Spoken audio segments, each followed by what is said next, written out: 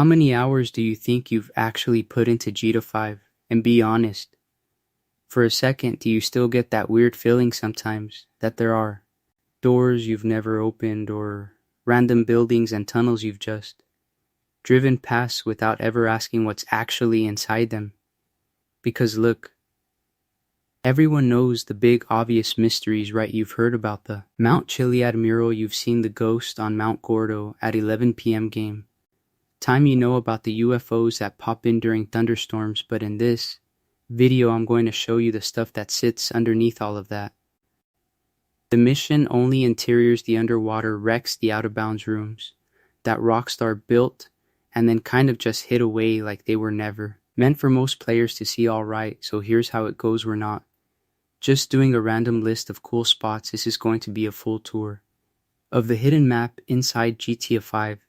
We're going to move like a story from the secret offices and heist interiors in downtown Los Santos to the creepy shacks and serial killer clues out in Blaine County, and then straight off the edge of the map into the ocean where the game starts acting real strange. First, we'll hit the places you've technically already been but never really explored: the Fib building, the IAA floors, Humane labs, Life Invader, the jewelry store, the Union Depository, all those interiors that only show up for one mission and then vanish after what happens after you force your way back in is that you start seeing how detailed they really are. Half-finished offices, locked elevators, whole debug-style corridors that feel like you're walking behind the stage of the game. After that, we're going to push out into the real Easter egg territory: Mount Chiliad's mural, the alien ice cave, the UFO crash sites, the underwater hatch, the infinity killer clues painted on bridges and rocks,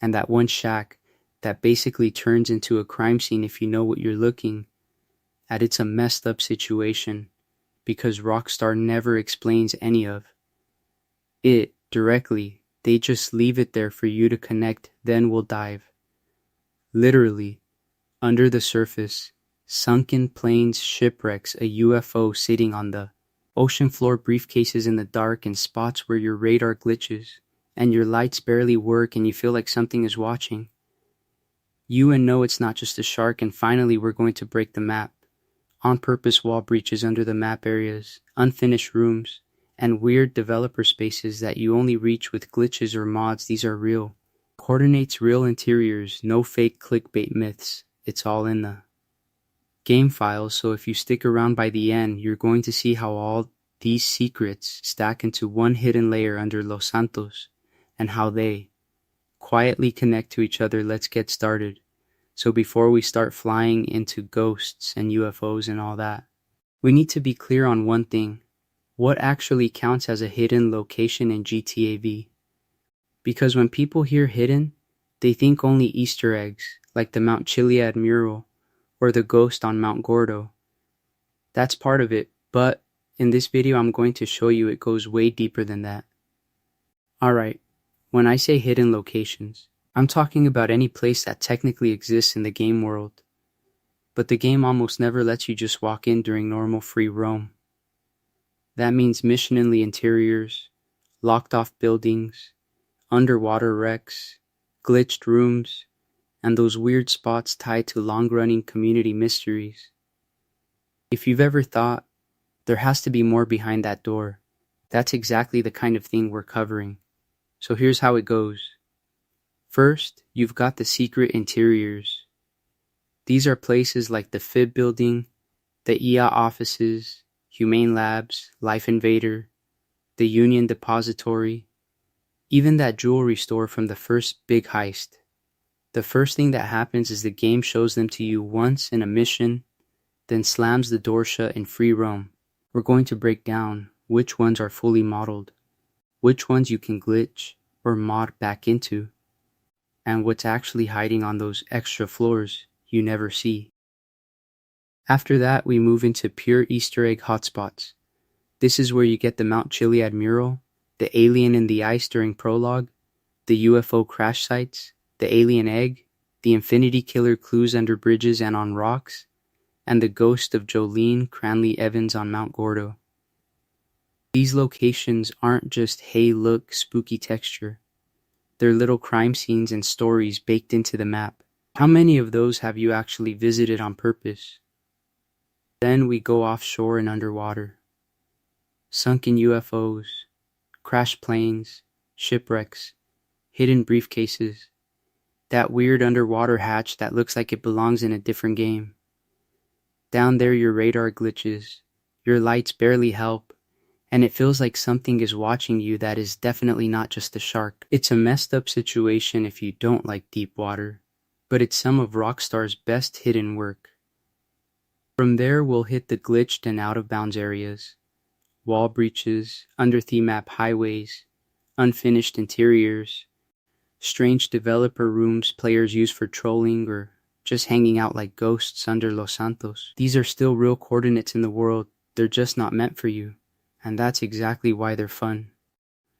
Finally, we've got the myth and riddle spots, Bigfoot sightings, Chiliad theory paths, cult compounds, secret bunkers people swear moved after updates. Some of these places even change slightly depending on your story progress or which ending you picked. So what happens after the finale might have already locked you out of something without you realizing it. Look, by the end of this, you'll know exactly which category every weird spot you've heard about falls into. And next, we'll start right in the middle of downtown and push outward from there. So since we're starting in the heart of the city and pushing out, let me show you how this is actually going to work. Because this isn't just a random teleport tour. In this video, I'm going to show you every hidden spot in a way that actually makes sense with how you play the game, not just a list of coordinates you'll forget in 5 minutes. Alright, so here's how it goes.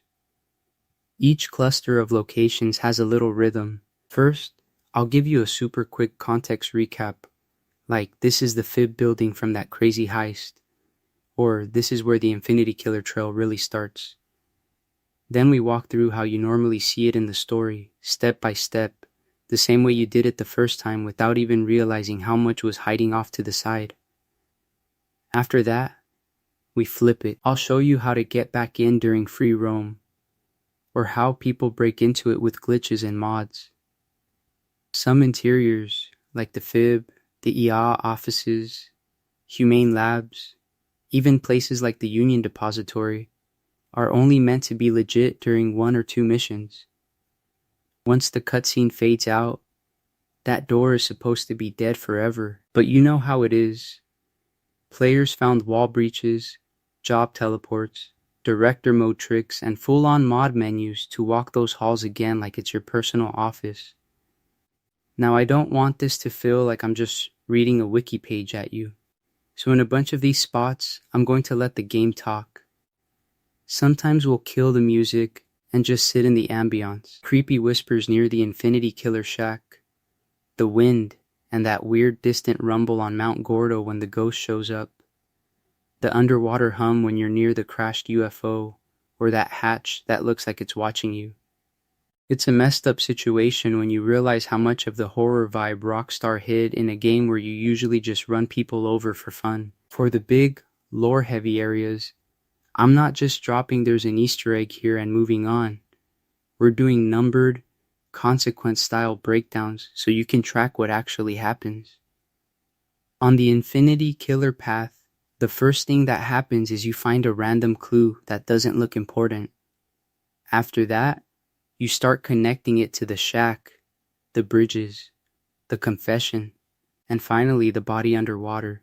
Same thing with the UFO network, Chiliad mural, crash sites, sunken saucer, Sankuro sky, what happens after 100%. By the end, you'll know the story behind each space, not just how to glitch into it. And to kick all of this off, we're starting with a hidden interior in a building you drive past in downtown Los Santos constantly. A place that looks like a boring office block from the street, but if you enter it the right way and actually go floor by floor, you realize Rockstar left something up there that most players never see. And that boring office block is the Fib Skyscraper. You know the one, right? Massive glass tower downtown, Fib logo on the side, right across from the IA. You race past it in car chases. You see it in heist cutscenes. It just blends into the skyline like any other corporate building. But here's the thing. From the outside, it looks totally normal. And on foot, it's basically a dead prop. Yet inside, Rockstar built a full government complex you're almost never allowed to touch. Alright, so here's how it goes. The first thing that happens is the game only really lets you in during specific missions. You've got the Fib heist setup where Michael goes undercover as a janitor, the fire crew or roof entry approach for the bureau raid, and a couple of story beats where you ride the elevator up like it's no big deal. In those moments you catch a glimpse of what's actually there. Multiple office floors, long hallways, side rooms, even different wings of the building. And then the mission ends and the door slams shut on free roam again. It's a messed up situation if you love exploring. Inside, the structure is way more detailed than you'd expect for something you sprint through once. You enter a big marble lobby with metal detectors, armed security, those red rope barriers, and this cold, echoey feel, like the building itself is judging you. After that, you've got office levels with cubicles, glass partitions, desks with coffee mugs and random files, little meeting rooms with projectors, and blinds half closed like people just left in a hurry. Deeper in, you hit the server rooms, blue-lit racks, humming equipment, fire suppression systems, all of it set up for that one scripted explosion you trigger and then never properly see again. But look around during those missions and you start noticing the frustrating stuff. Locked doors that never open, stairwells you can't climb, extra corridors that exist but are blocked off, like Rockstar planned more gameplay here and cut it. You'll see keycard readers on doors that never get used, elevators with floor numbers you never visit, and random offices with nothing scripted in them at all. It feels real, it feels lived in, and then the story just yanks you out. So what happens after you beat the campaign and decide, no, I want back in? That's where glitchers and modders come in. On console, players figured out wall breach spots near the front entrance, or used jobs and Rockstar editor tricks to force a spawn inside. On PC, with no-clip or coordinate teleports, you can drop yourself straight into the lobby or the upper office floors. Once you're in during free roam, the vibe completely changes. No timers, no gunfight pressure, just this eerie, empty government building you and your friends can mess around in. People use it for roleplay, cops and robbers hide and seek, or just trolling friends who have no idea how you got inside the Fib. You can run between rows of cubicles, camp in dark corners of the server room, or stage fake raids with wanted levels turned off. It feels like you broke into a dev-only test map. And the wild part? The Fib isn't even alone. Right across the street, the EA has its own secret interior and Rockstar literally built their little agency Rivalry into the map. We'll get into that next, because that building hides a different kind of spy story. Alright, so if the Fib feels like the messy open secret, the EA tower across the street is the smug neighbor that never lets you inside. You see that sleek glass building every time you drive through downtown. You know it's the rival agency. But what actually happens if you manage to get in there? So here's how it goes. In the story, the game keeps talking about this Fib versus Ya beef, but it never really sits you down and explains what either side actually does. You just get lines about rogue agencies and interagency politics while you're hanging off a building. The first thing that happens is you realize Rockstar literally built that rivalry into the skyline. Fib on one side of the street, EA on the other. Like two kids in timeout who both have nukes. You properly enter the EA interior during the mission where Michael has to rappel down the Fib building and extract an EA agent. You smash through the window into this clinical white office floor, alarms blaring, glass everywhere, and for a few seconds you're in the middle of their world. There's a lobby area, cubicles, glass-walled offices, and then that elevator sequence where the game just fades you between floors, like it's hiding how the building really works. If you slow down and actually look around during those missions, the environmental detail is kind of wild. Desks covered in files and folders with those redacted style covers, computer setups with multiple monitors, coffee cups everywhere like these guys live at work. You've got interrogation rooms with one-way glass, conference rooms with big screens showing data feeds, and whiteboards full of scribbles that hint at other operations you never see. It feels like there's a whole spy show happening off-screen, and you're just crashing one episode. But once the mission's done, that world slams shut. In free roam, almost every door in the EA lobby is permanently locked. You can't walk in, can't call an elevator, nothing. Even with glitches or mods. When players finally force their way back inside, you can see how much more is there. Extra hallways with no mission markers, random offices with textured desks and working lights, even some half-finished rooms that look like they were prepped for cut shootouts or stealth sections. It's a real low blow when you realize Rockstar built multiple functional floors and then only lets you touch a tiny slice. Modders have found unused doors that connect to nowhere, blank nameplates, and textures for rooms you never officially visit. It's like the ghost of a longer EA storyline hiding in the walls. You know something was planned, then cut, but the map still remembers. And if the Fib and EA towers are the polished downtown side of government secrets, out in Blaine County things get a lot stranger. Because Humane Labs is where Rockstar stops doing office drama and starts dipping into almost sci-fi experiments in the middle of nowhere.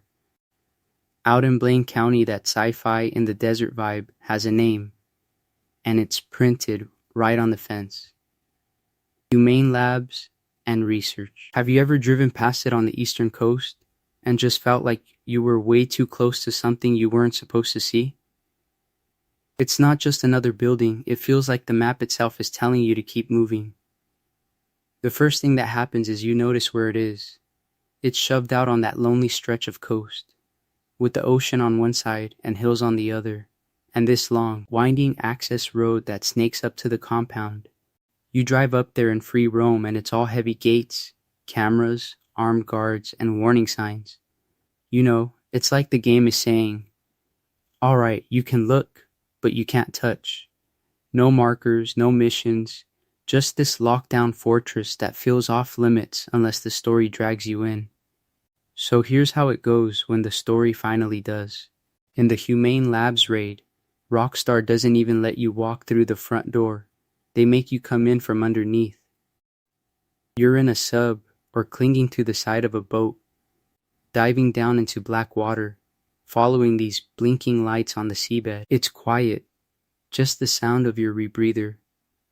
And then suddenly there's this huge underwater tunnel and a metal hatch that opens like you're sneaking into some secret bunker.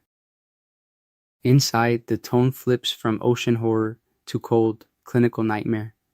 Long dark corridors, emergency lights, and those labs with big glass observation windows where you can see equipment but almost no people.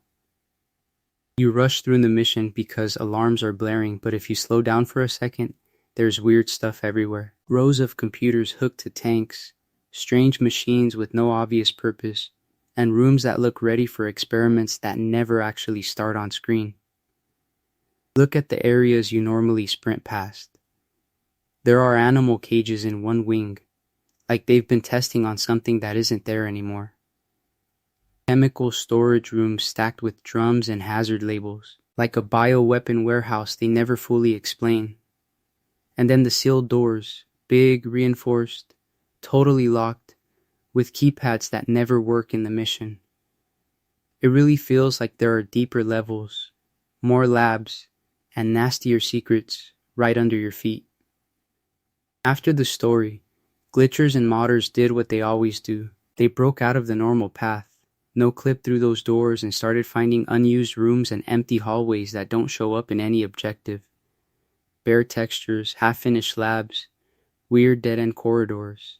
Nothing outright screams alien, But when you mix that with the Humane Lab's UFO sighting in director mode and all the Mount Chiliad theories, it's a messed up situation. It's like Rockstar built a skeleton of alien or bioweapon content, then stripped most of it out.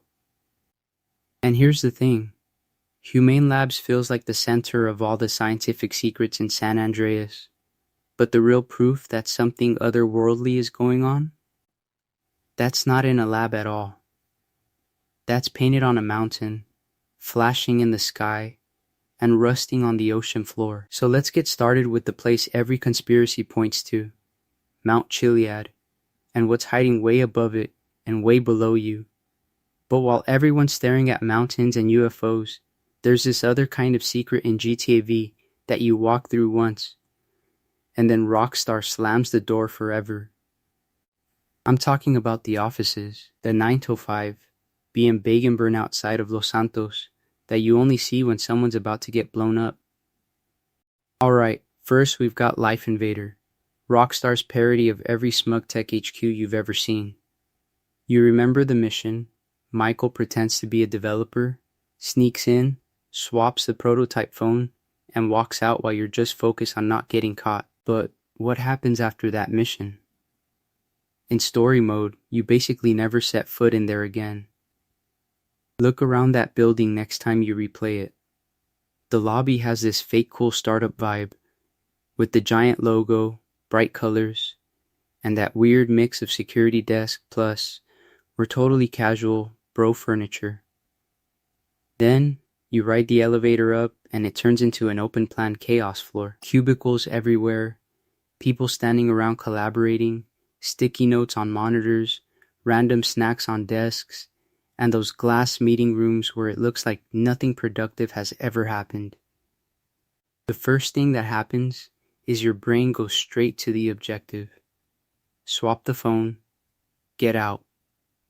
But if you slow down, there's so much detail it's kind of ridiculous. Break rooms with microwaves and coffee machines, beanbags tossed in corners, whiteboards covered in fake app ideas and half-erased buzzwords, posters about synergy and liking things. It's a messed up situation because Rockstar built a better parody of a tech company than some actual comedies, and most players sprint past it. After the mission though, that whole interior basically vanishes. Doors are locked, you can't just stroll back in during free roam, and on console you're done unless you glitch your way through a wall or use a replay. On PC with mods you can force it open, and when you do it feels like you've broken into a frozen moment in time. All these desks and meeting rooms sitting there, waiting for a workday that never comes.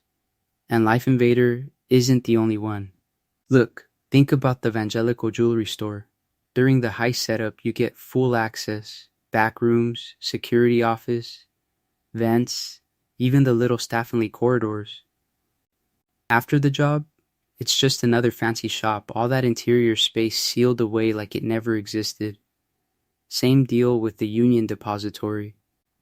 For the finale, it's this huge maze of loading bays, vault tunnels, and staff areas. Outside of that, it's just a big building downtown you can't really use. So here's how it goes. Rockstar quietly builds these complete, believable workplaces, lets you raid them once, then hides them behind locked doors. For hidden location hunters, that's perfect. It turns normal buildings into urban legends. And if that's what they do with offices, imagine what's going on inside the government towers you only see under fire. And if that's what they do with offices, what about the places where you actually steal the big money? The spots that basically live rent-free in your brain because of the story. I'm talking Union Depository and Evangelico. You've run these heists a bunch of times. But have you ever tried to go back later and see what's really behind those doors? Alright. So here's how it goes. The first thing that happens is the game makes these interiors feel huge during the missions. Evangelico is your first real big score. Union Depository is the final exam. You remember the glass cases shattering in slow motion, the vault door grinding open, the gold bars stacked like a dragon horde. Those images are so strong that you kind of assume they're just part of Los Santos now. Then you load into free roam after, walk up to Vangelico and Rockford Hills, and it hits you. Doors locked. No prompt. It's a real low blow. Inside, during the heist, it's a full layout. The front display room with every case placed exactly for your route. The back office where you watch the manager panic. The tiny security room with the cameras. And even that ladder up to the rooftop escape. Once the story's done, the street-facing part gets a basic, non-enterable shell, and all that detail is just sealed away. You can kind of peek behind the curtain, though. If you replay the mission, or hop into director mode, and glitch a free camera, you'll see that the mission Vangelico is floating slightly off the normal map, like a movie set. Try to wander around outside the main path and you'll find empty corners, low-tell props, and doors that don't open to anything. It completely breaks the illusion in the best way. Union Depository is even more dramatic. From the outside, it's just another big, boring downtown bank. Inside the heist, though, that underground vault feels like a different world. Long industrial hallways, armored doors, concrete everywhere, and then that massive room where the gold is stacked in rows. No windows, no street noise, just the echo of footsteps and alarm sirens. You almost forget you're in the same city as Vespucci Beach. What happens after you beat the game and try to go back? Same deal. Locked lobby, no elevator, nothing. So players get creative. People use mission replay to freeze the objective and just walk laps around the vault. Others use wall breaches or director mode to fall through the map until they land inside the Union Depository interior. When you do that, you realize Rockstar only built what the camera needed. Go too far off the main route and you'll find half-finished corridors, invisible walls, and big chunks of black void. In this video, I'm going to show you how that's kind of a pattern. These places hide money and crime, but the next hidden locations hide something way darker. A full serial killer story carved into the map that you're never directly told about. Rockstar actually hid a full serial killer storyline in GTA V, and the wild part is, you can beat the game 100 times and never see it. Have you ever driven past some random graffiti and thought it was just background noise? What if that was actually a confession? So here's how it goes.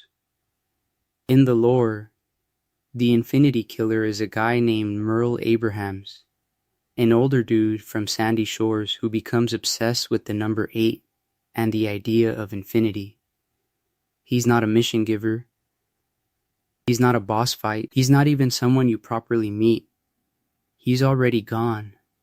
His entire story is told through environmental clues, like the game is daring you to put on a tinfoil hat and start connecting red strings on a corkboard. The first thing that happens is you hear about him in the background. A radio report, a newspaper clipping, a throwaway line about a suspected serial killer who died in prison. It sounds like flavor text. But if you actually go looking, you find the real starting point, his burned down house in Sandy Shores. Look, this place is creepy even in daylight. It's an abandoned, charred shell with trash all over the yard, boards hanging off the windows, and inside the walls are covered in this insane scrawl. You've got phrases about 8 is just infinity stood up. They want me to stop, but I can't. And these rough drawings of the infinity symbol scratched over and over. It's like walking into someone's brain after it already snapped. And the game never puts a waypoint here. There's no mission marker, no stranger icon, nothing. You either stumble into it while messing around in the desert, or you're intentionally hunting for weird stuff. That's what makes it hit harder. You feel like you've broken into a crime scene you weren't supposed to see. It's a messed up situation because Gata usually yells at you with big yellow markers, and here it just quietly leaves a murder lair sitting in the middle of nowhere. From that house, you start to realize there's a structure to the whole thing. Scattered all over San Andreas are 8 hidden clue spots, all tied back to Merle. They're on rocks, bridges, walls near the Alamo Sea, each one with a bit of cryptic text about 8 victims, infinite time, and they lie quiet and deep. You know when a game makes you stop and read the wall because you're trying to decode a poem? That's exactly what happens here. If you write them down and piece them together, the messages form a twisted set of directions, pushing you out of the desert, around the shoreline, and finally off the map in a different way, straight down. Because what happens after you follow all 8 clues isn't another shack or a hidden cave. The real payoff is underwater, where the Infinity Killer's final victim is still waiting for you to find them. And in the next part, we're diving straight to that spot. So here's how it goes. Once you know the payoff is underwater, those 8 clues suddenly feel way more important. You're not just staring at random graffiti anymore. You're following a serial killer's sightseeing tour of San Andreas. And the first thing that happens is you start looking at every bridge and rock like it's hiding a confession. Alright, picture this. You're driving out near the Raton Canyon area, just cruising over a small concrete bridge you've crossed 100 times. And under the lip of it there's this faint white scrawl. You only really see it if you stop, get out, and walk down by the water. On the support column, in that jagged handwriting, you get something like 1 is done, 2 was fun, 3 tried to run. It's short, it's childlike, and it's a messed up situation because it's literally carved where nobody should be reading it unless they're already off the beaten path. Then you've got the rock carvings near the rivers. You know those smooth boulders by the Cassidy Creek and Tongva areas that you normally blast past in a truck? Get up close to one of them, and suddenly it's not just scenery. You'll see 8 is just infinity stood up scratched into the stone, or you are trapped in infinity wrapped around a curve of the rock. In this video I'm going to show you how easy it is to miss that stuff. From 10 meters away it just looks like texture. You have to be almost uncomfortably close, like the game is forcing you to invade the killer's personal space. Farther south, on a lonely retaining wall off a dirt road, there's another rhyme about being submerged. She waits in the deep, where 8 will sleep. It's the same handwriting, the same obsession with the number 8, infinity symbols, and this idea that the victim is stuck in a loop, never leaving the water. You start to notice that theme everywhere. 8 victims, the sideways 8, the word infinity itself popping up again and again. At some point you have to ask, is he talking about the map, the victims, or you as the player getting sucked into this hunt? What's wild is how players originally pieced this together. Before there were polished guides, people on forums were dropping grainy screenshots, rough GPS coordinates, and saying, "Hey, has anyone else seen this writing under the bridge by Chiliad?" Someone else would reply with a rock carving near a creek. Then another person would add a wall near the Alamo Sea. Bit by bit, the community drew a rough loop around San Andreas, like a twisted sightseeing bus route only a serial killer would plan. And that loop is deliberate. It drags you from the mountains to the desert, out along the coast, then back inland. Always skirting big highways just enough that you'd never notice these spots in a normal playthrough. It's a real low blow from Rockstar, because once you know they're there, you can't unsee how carefully placed they are. Then, pattern interrupt. Look away from the walls for a second and point your camera back to the water. All those lines about sinking, sleeping, infinity, they're not just edgy poetry.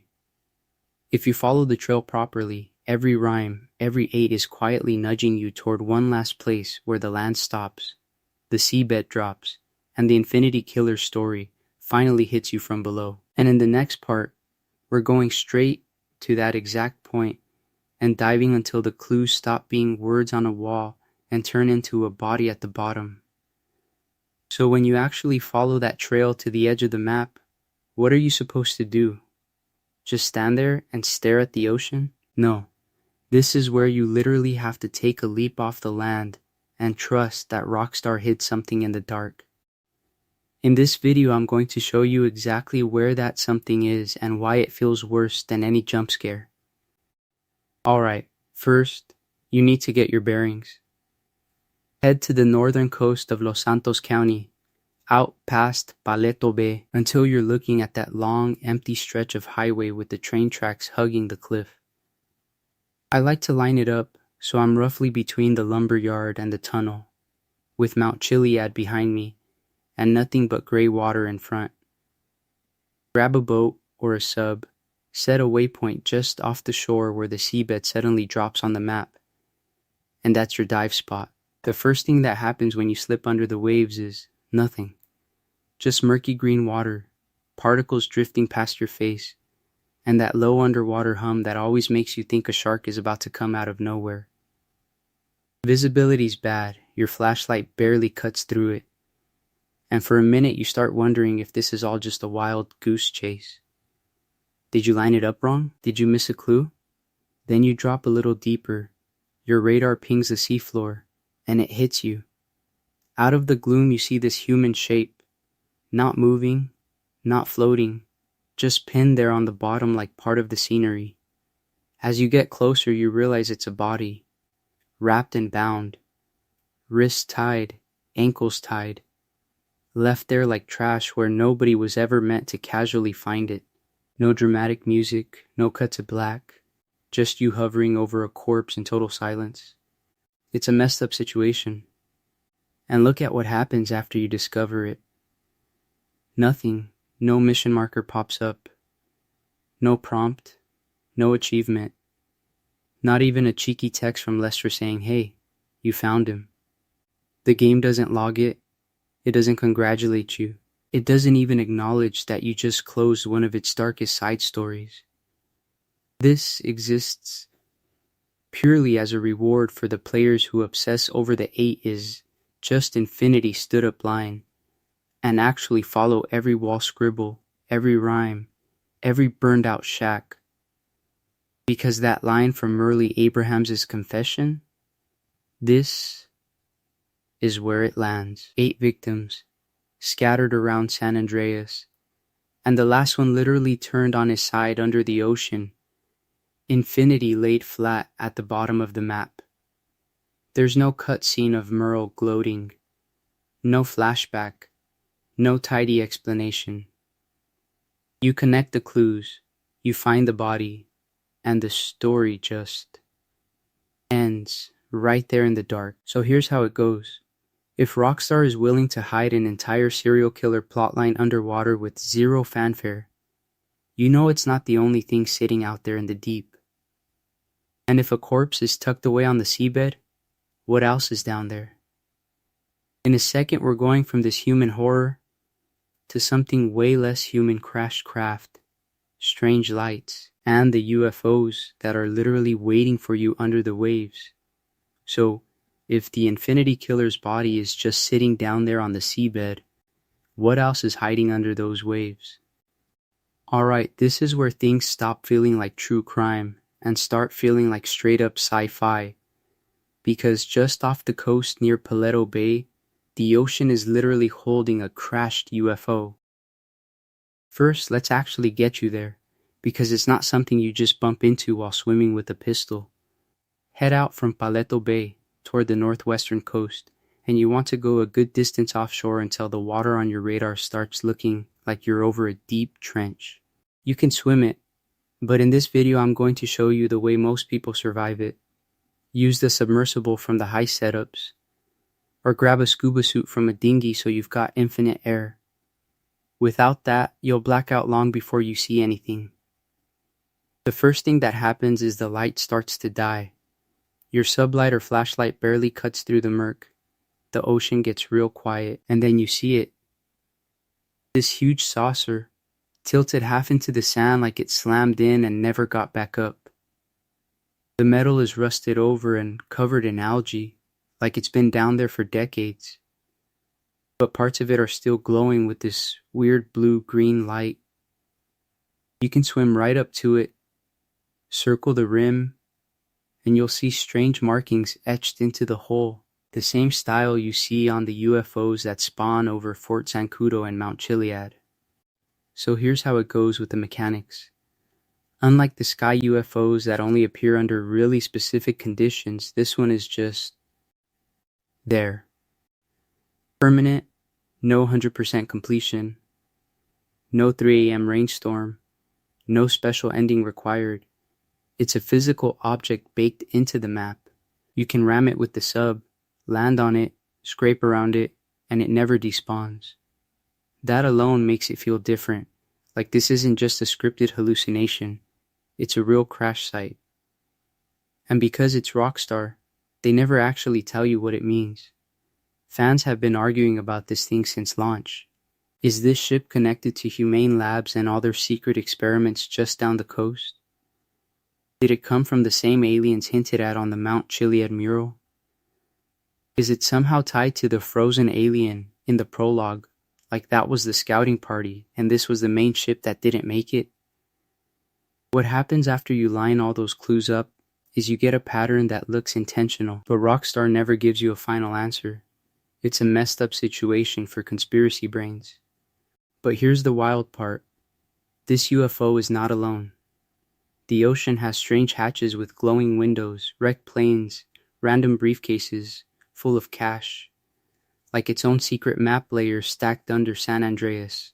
And right after this, we're going to dive into another spot that makes the Paleto saucer feel even more suspicious, because something down there is sealed shut and still humming. So if the UFO and those lights weren't enough to make you paranoid about the ocean, it gets worse, because the seabed is absolutely littered with wrecks. You know how on land you've got abandoned motels and burned out cars telling little stories? Underwater is the same thing, just way quieter and way more unsettling. Alright, first, the big ones. There's a full commercial airliner snapped in half off the coast, with the fuselage lying on the sand and the tail section a little distance away. When you swim through it, the first thing that happens is you notice the seats still lined up, luggage floating, and random suitcases wedged in corners. It feels like you're trespassing in a disaster site that the game never talks about, but it's just there. Then you've got smaller planes and private jets scattered around the map. One is nose down in the sand like it tried to ditch and failed at the last second. Another is broken over a rock shelf, with a wing torn off and resting deeper down. These spots don't have big mission markers or cutscenes. You just dive, see the wreck, and your brain instantly starts filling in what happens after a pilot radios Mayday and never makes it back to shore. Rockstar ties some of these directly into gameplay with those hidden briefcases. You'll be swimming past a rusted ship hull or an old tugboat lying on its side, and tucked near an opening there's a glowing suitcase with cash or a weapon. It's not a crazy amount of money, but it turns the whole ocean into a low-key scavenger hunt. Are you really just going for a swim? Or are you checking every crack for one more score? Look around the bigger wrecks, and you'll see the environmental storytelling dialed up. Luggage spilled out of cargo holds, shipping containers half buried in sand, even random cars and trucks sitting on the bottom like somebody tried a smuggling run and never made it back. One shipwreck has containers scattered in a line, like they were ripped off as it went down. You don't get a cutscene, you don't get a news report, but you feel the story anyway. And that's what makes the ocean feel kind of like a graveyard of failed missions and forgotten stories. Every wreck could have been a job gone wrong, a heist nobody finished, or some off-screen NPC who took a contract and never got paid. It's a messed up situation when you realize the game's crime fantasy doesn't always end with a clean getaway. Sometimes it ends at the bottom of the Alamo Sea. But then, right when you're used to realistic crashes and rusted metal, the pattern breaks. You swim over one spot, and instead of a plane or a ship, you see this perfect, round metal hatch with glowing windows that looks like it belongs in a completely different game. No debris, no obvious crash, just a sealed door humming under the water. So here's how it goes. In this video, I'm going to show you why that one object has fueled years of wild theories. and why some players think it's the key to an even bigger secret hiding under San Andreas. Alright, so if you actually want to see this thing for yourself, here's how it goes. Head out to the eastern coast of the map, past the wind farm, and out into the open ocean, until the shoreline is just a faint line behind you. Dive down, and you'll hit this rocky seafloor, all uneven ridges and patches of seaweed, and then suddenly there's this perfect circle of metal that just doesn't belong there at all. It's not like a wreck or a broken panel. It's a clean, man-made hatch bolted into the rock with a thick metal rim and a small round window in the middle. You shine your flashlight around and everything else is just natural rock, sand, and coral. Then this one door, like someone tried to hide a bunker at the bottom of the ocean. You know when something in Jita looks too deliberate to be random? This is one of those moments. The first thing that happens when you get close is you notice there's a faint glow behind that window. It's not bright. It's not like a UFO beam. It's more like a weak bulb in a hallway or a room just out of sight. Then, if you stay there for a few seconds and listen, you'll hear it. A dull, rhythmic knocking from inside the hatch. 3 or 4 knocks, a pause, then again.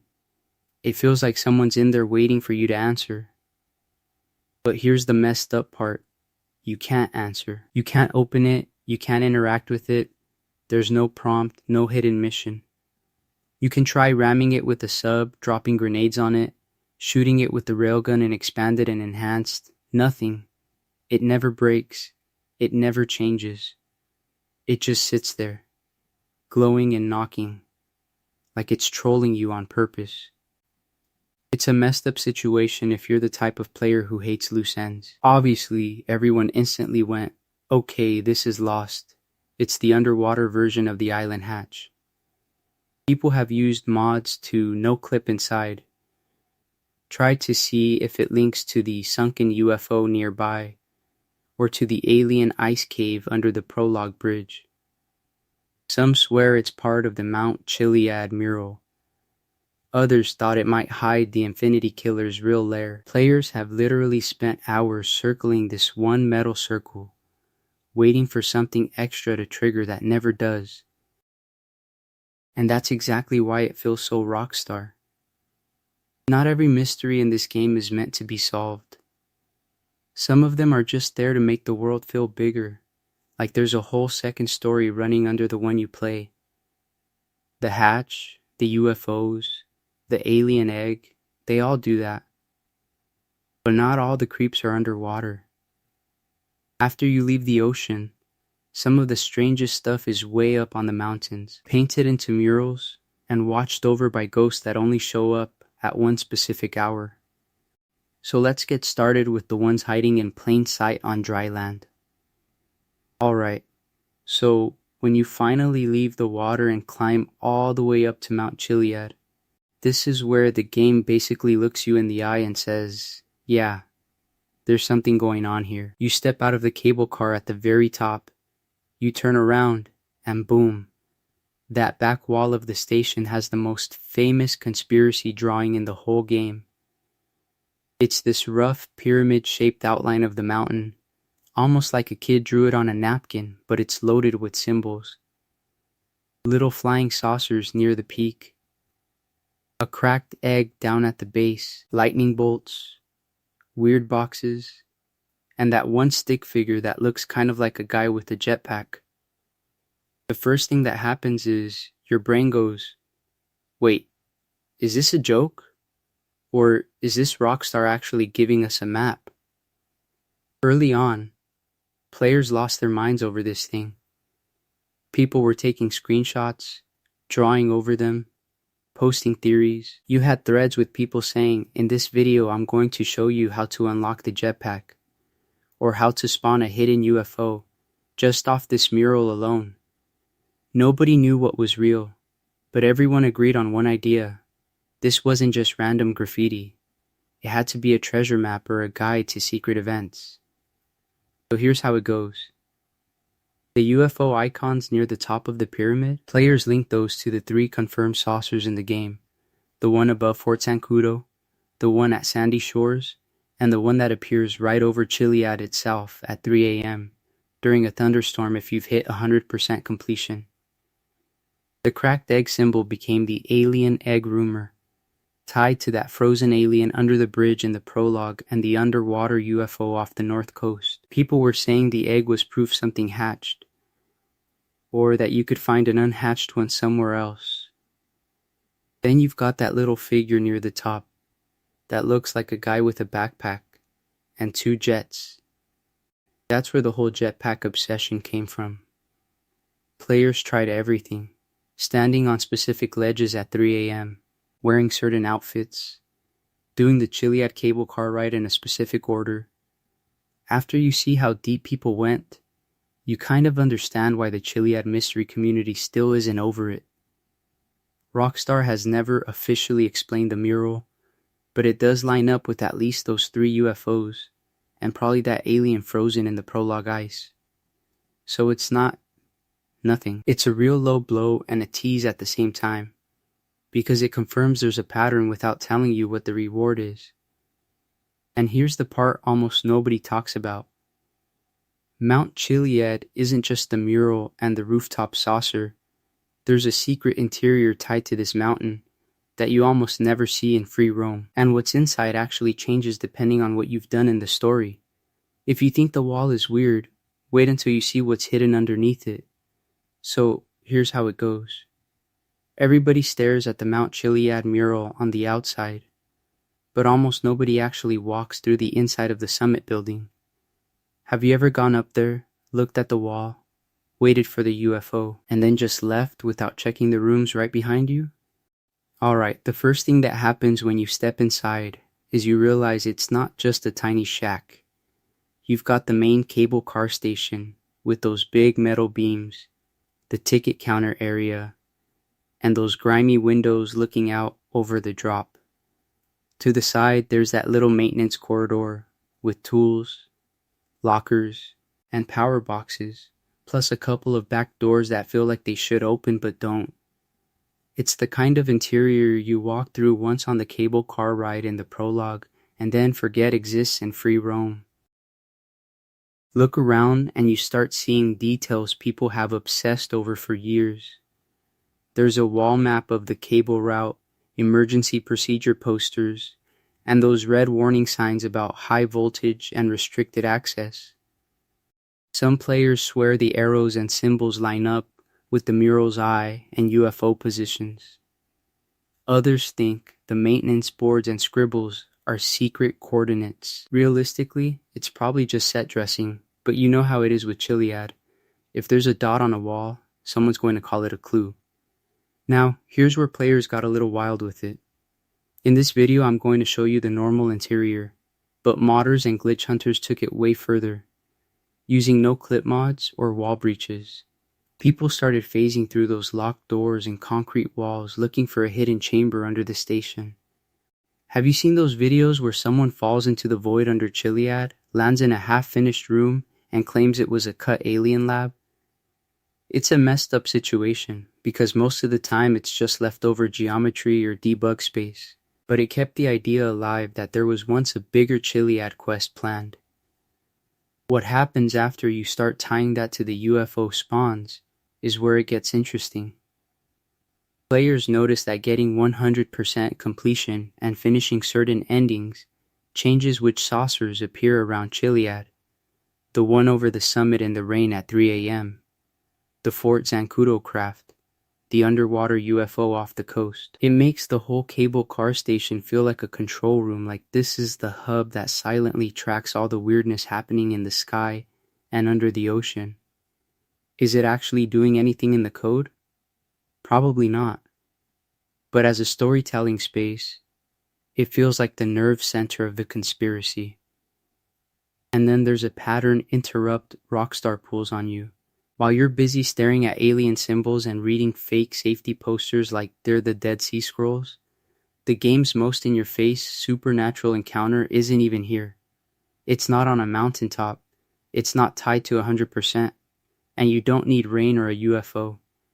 You just need a lonely hill by the sea, and to stand there at exactly 11 p.m. So what actually happens if you go there and wait? This isn't like the Chiliad mural where you're decoding symbols for hours. This one is brutally simple. You either show up at the right time, or you miss it completely. Alright, head to the far eastern coast of the map, up to the cliffs of Mount Gordo. You're looking for the skinny dirt road that snakes along the edge, with the ocean crashing way down below. Drive it slowly, because it's real easy to overshoot the spot and end up in the water, and that's a different kind of horror. About halfway along, there's a wider patch and a rock outcrop that sticks out toward the sea. That's Jolene's Hill. So here's how it goes. The first thing that happens is the game quietly flips a switch at 23 gold in game time. Not 10 p.m., not 1 a.m. It has to be between 11 p.m. and midnight. If you're there too early, you'll just think people made this up. Too late, and you'll walk onto an empty cliff wondering why everyone is so scared of a random rock. When the clock hits 23 OVO, don't rush in. Stand back on the path, pull out a sniper rifle, and zoom in on that outcrop. If you get too close, she just blinks out of existence. No jump scare, no scream, nothing. It's a messed up situation because the game is basically saying, you can see this, but you can't touch it. You're forced to be a distant witness. Through the scope, you'll see her. A pale woman in a long white dress, hair hanging, kind of hovering above the rocks instead of really standing on them. The whole area gets this weird washed out look, like the color drains just a bit. And on the rock near her feet, in big red letters, you can make out one word. Jock. Written like it's smeared in blood. You know the second you see it that this isn't just some random ghost model rock star dropped here for fun. This is Jolene Cranley Evans. Her husband? Jock Cranley, the stuntman turned politician you hear about on the radio and see on billboards. In this video, I'm going to show you how Rockstar hides full stories in the world, and this is one of the best examples. If you listen to talk radio and read some of the in-game text, you'll catch hints that Jock wanted to move to Los Santos. Jolene didn't, and she fell off a cliff during a hike. Up here, that rumor becomes a literal crime scene. The blood, the name, the ghost stuck on the same hill where she died. What happens after you see her? Nothing obvious. No mission, no achievement, no phone call. But for a lot of players, this was the moment GTA stopped feeling like just satire and started feeling supernatural. If a real ghost can show up on a random cliff, what else is hiding out there?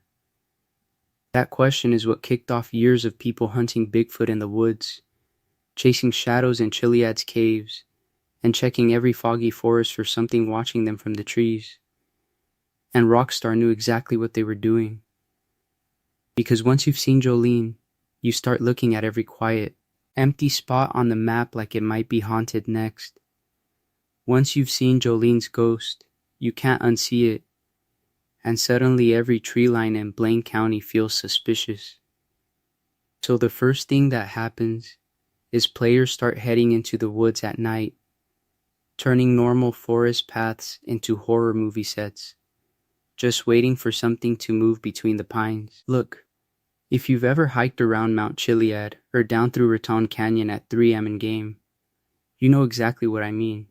The fog rolls in, the wind sound cranks up, you hear that distant animal scream that doesn't quite sound like a cougar, and your brain goes, alright, that's it, that's Bigfoot. People swear they've seen a tall shape cross the trail near those narrow switchbacks above Raton Canyon, or standing way back between the trees on the north side of Chiliad, where the forest gets really dense.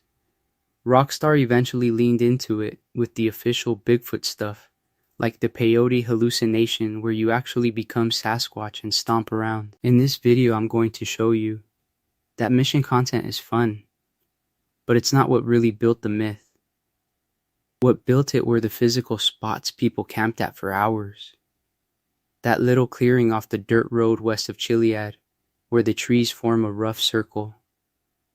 The clusters of redwoods near the rail bridge in Raton Canyon, and those random fire pits and tents that feel like someone just left in a hurry. So here's how it goes. Early YouTube videos and forum posts would say things like, "Stand here, look at this exact tree, wait until 300, and don't move the camera."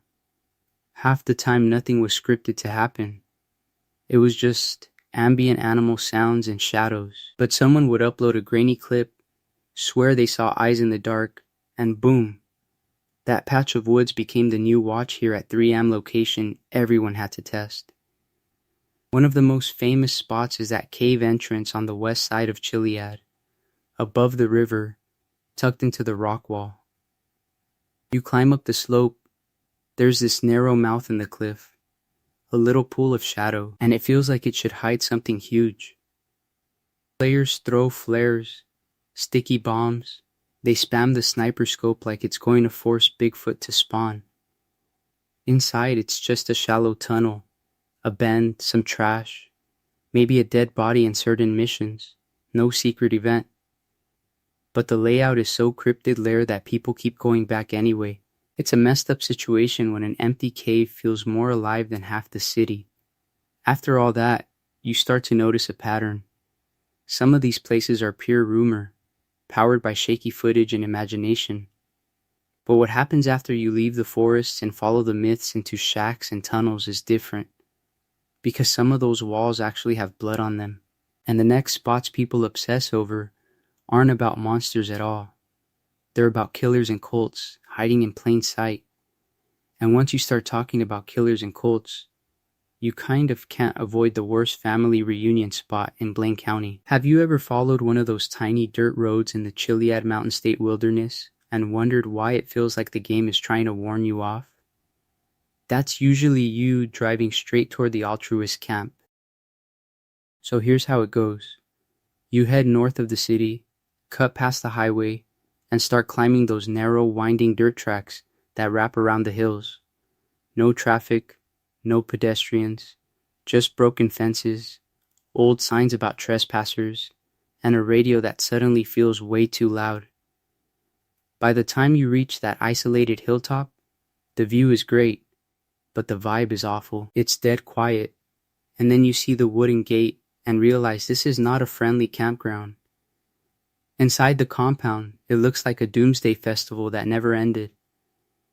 There are crooked shacks nailed together from scrap metal and plywood, moldy tents, and makeshift watchtowers with old rifles leaning nearby.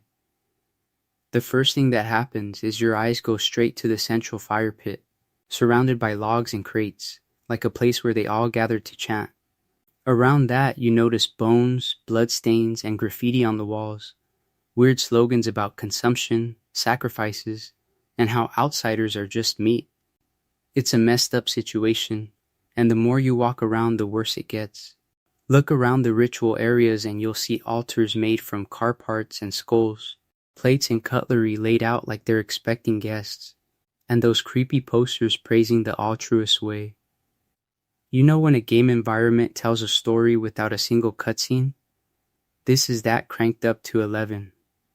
Now, in this video, I'm going to show you one of the darkest mechanics tied to this place that a lot of players never trigger. When you're playing as Trevor, certain random hitchhikers you pick up will give you the option to deliver them to the altruist camp, instead of taking them where they actually want to go. You drive them up that same lonely road, they start getting nervous, and Trevor just plays it off. When you arrive, the cult members drag them away. You get a cash reward, and the game quietly checks off another sacrifice. No big cutscene, no mission marker, just you realizing what you helped them do after it's too late. But what happens after you push it too far? If you try to explore too deep, attack the camp, or bring the final required victim, the cult turns on Trevor. Alright, pattern interrupt here. If you somehow let Trevor get captured and brought in, they actually try to sacrifice him instead. Either way, you end up in a huge firefight, picking off altruists on the hilltops and around the shacks. If you survive and explore, you can drop into their underground bunker area, find ammo, cash stashes, food stores, and all kinds of props that confirm they've been doing this for a long time. And this is the bigger point. Rockstar hid an entire microstory here, just like the serial killer clues and those bloody tunnels we'll get to next. Out in the middle of nowhere, in a couple of shacks in a bunker, you get one of the clearest looks at how far Los Santos' worst monsters are willing to go. And if you follow that trail of monsters long enough, you end up at one of the creepiest places in the entire game. Have you ever been driving through the countryside at night, missed a turn, and suddenly found yourself at that tiny shack in the middle of nowhere, with your headlights hitting something that looks wrong? That's the infamous murder shack. From the outside, it's nothing, just a small, beat-up building off a dirt road. But the first thing that happens when you step inside is your brain goes, yeah. No. Something terrible happened here. The walls are stained. There are dark splashes on the floor that are very obviously meant to be blood. And half the furniture is wrapped in plastic like someone was trying to keep things clean while doing very dirty work. You see tools lying around that are technically just tools, but lined up next to the plastic and the stains, they read more like torture gear than home improvement. It's a messed up situation, because the game never pops up a prompt or a mission marker. You just walk in and have to imagine what went down. What's cool is how players actually found this place. Nobody's GPS tells you, hey, swing by the serial killer Airbnb. People stumbled on it by accident, usually while exploring off-road or trying to escape the cops.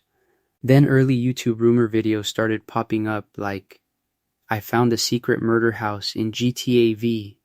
Is this a serial killer? And from there it turned into a full-in pilgrimage spot.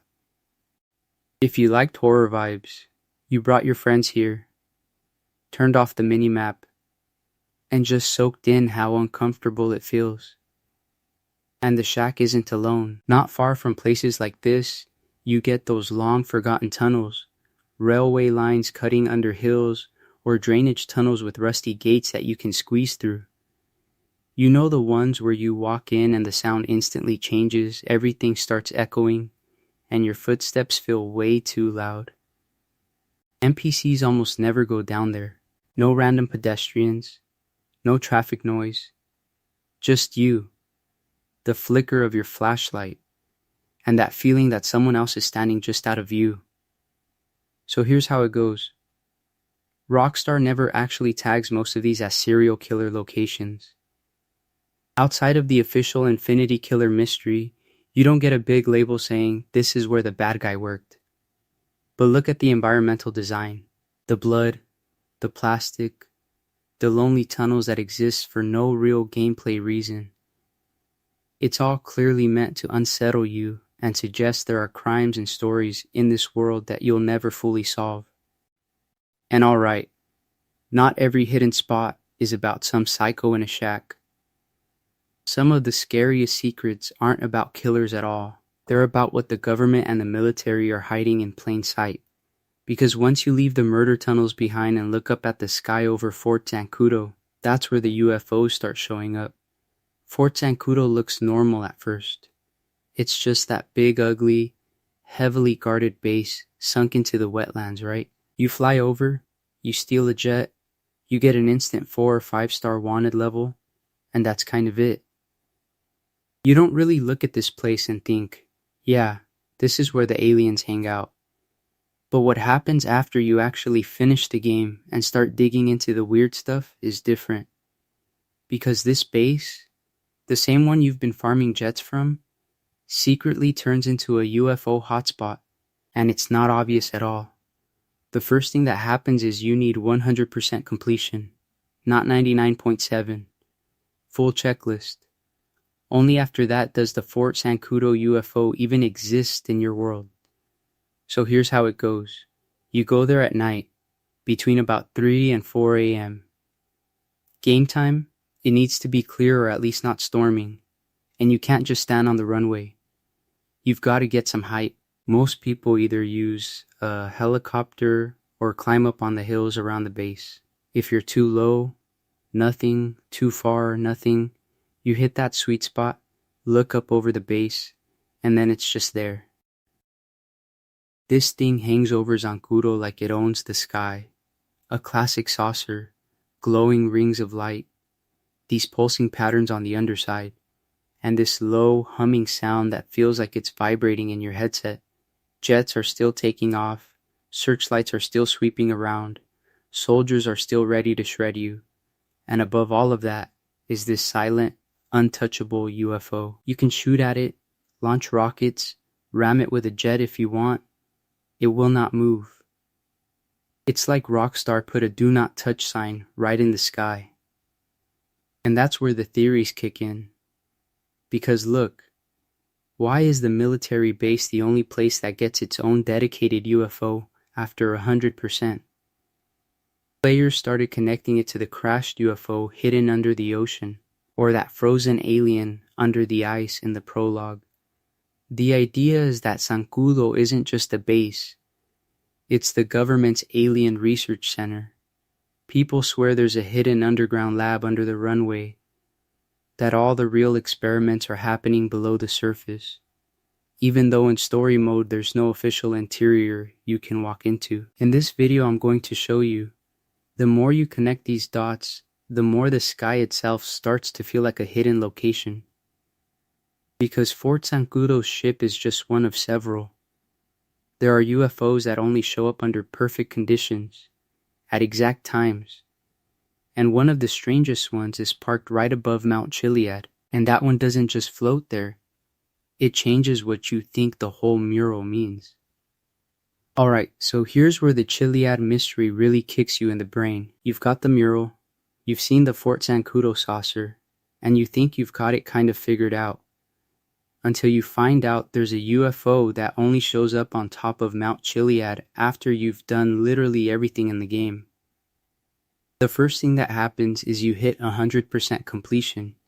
You drag yourself all the way up to the summit, and nothing is there. Just fog and disappointment. Players thought it was a hoax for a while, but then people started testing it, what happens after midnight, what happens in bad weather, what happens if you just camp up there for in-game days.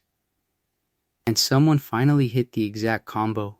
3 a.m., thunderstorm, 100% save file. Suddenly, the sky cracks open with lightning and this huge saucer fades in above the peak, just out of reach. You can't touch it, you can't shoot it down, your helicopter blades go right through it like it's a hologram. It's a messed up situation because it feels like you solved a puzzle and then Rockstar just refuses to give you the prize. Look closely though, and it's not just some random prop.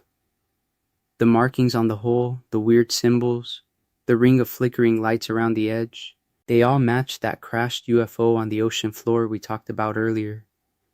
It's like the game is quietly telling you, these aren't separate Easter eggs, this is the same technology, the same visitors, showing up in different states.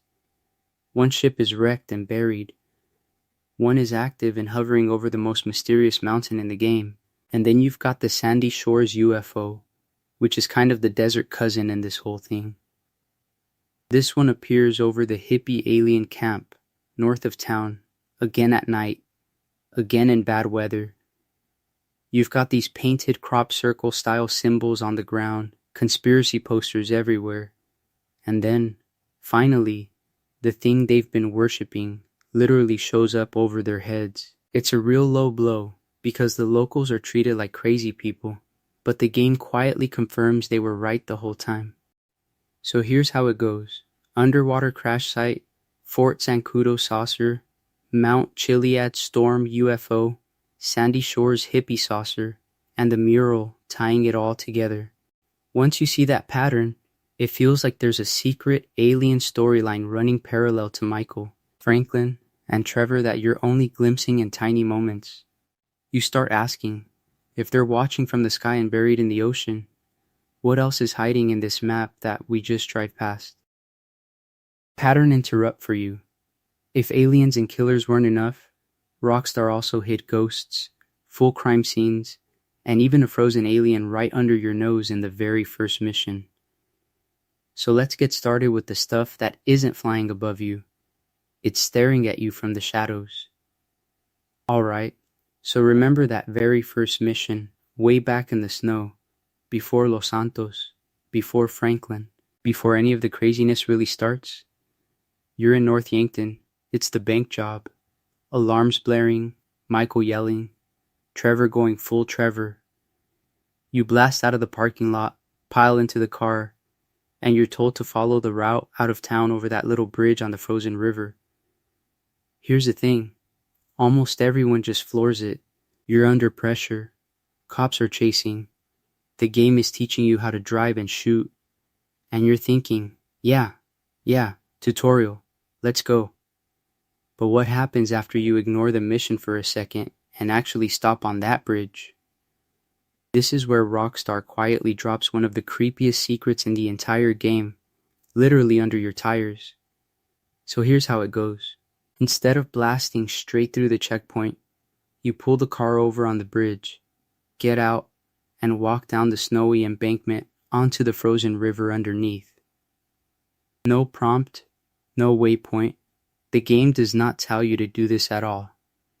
You just have to be curious enough to think, what if I go down there? And actually do it while everyone in the car is yelling at you to move. As you get closer to the ice, you'll see it. Trapped just beneath the frozen surface is a full alien body. Not some weird rock, not a texture glitch, a straight-up classic gray-style alien.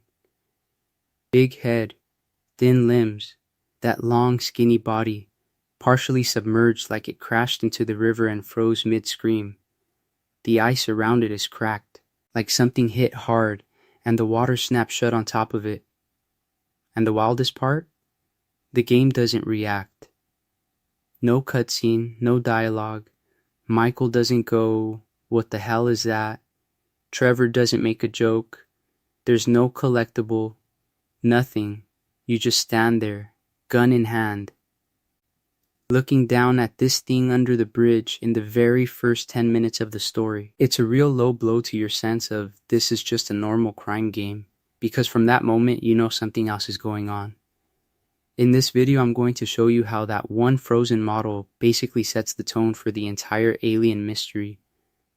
Long before you ever see the Mount Chiliad mural, before you find the crashed saucer in the ocean or trigger UFOs with 100% completion, Rockstar is already whispering, aliens are real, they've been here, and the government probably knows. It turns that prologue from a simple robbery into the first clue of a much bigger conspiracy. And it's not just the alien. North Yankton itself becomes this mythical hidden map. After the prologue, you only go back once in the story, and then it's gone. So players start glitching their way back in free roam, using missions and online tricks just to wander those frozen streets, revisit the bridge, and check out the graveyard where Michael's whole lie is literally written in stone. Look, if Rockstar hides an alien under the first bridge you cross, what else did they bury in the buildings you can't normally enter? That's where we go next. Alright, so if Rockstar hides an alien under the ice in the prologue, you start thinking, what else is out there in that snow? And can you ever actually go back? The wild part is, North Yankton isn't just some cutscene backdrop, it's a whole separate map that the game only loads during a few missions, then quietly locks in a drawer like it never existed. So, here's how it goes. In normal free roam, that entire state just doesn't load. You can't set a waypoint, you can't fly there, it's not sitting off in the distance. The first thing that happens is, when you start missions like Prologue or Bury the Hatchet, the game literally unloads Los Santos and swaps in North Yankton on its own little island. When the mission ends, it yanks you back and that snowy map is gone again, like a movie set they tore down. But when you are there, you can feel it's a real place. You've got the tiny town streets in Ludendorff, those frozen empty roads with the old houses and that church. You've got the bank you rob in the prologue, with the blown out front and the getaway route through the side alley. Then there's the cemetery, which is probably the most important spot in the whole area, because that's where Michael's fake grave is, and where his entire life comes crashing down when Trevor figures it out. Around all of that, it's just endless white fields, fences half buried in snow, and that long road out to the highway that feels like it goes nowhere. Now, what happens after players realize they can't pick North Yankton on the map? They start breaking the game to get back. People found ways in story mode using mission replays, quitting out at certain cutscenes, or glitching a character swap so the game keeps North Yankton loaded but gives you free control. In GTA Online, it got even crazier.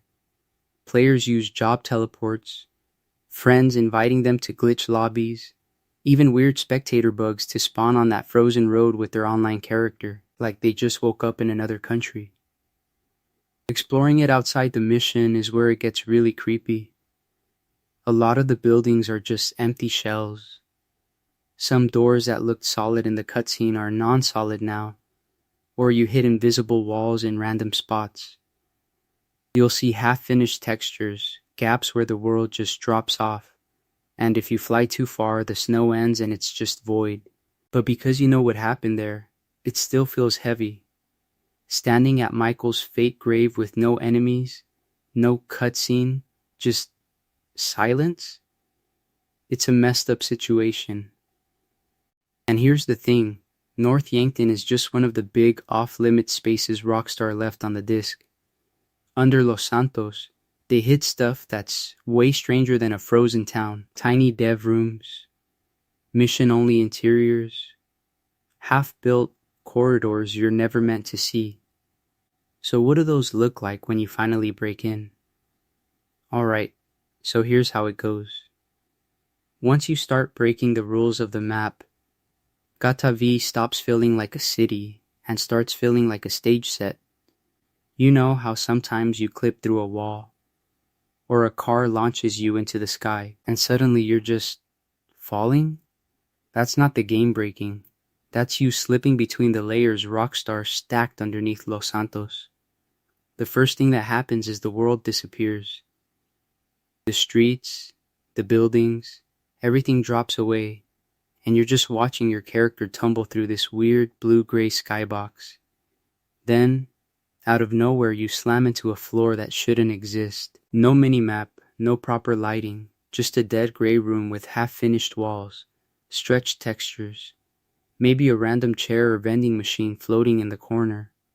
It feels like you've walked backstage during a play.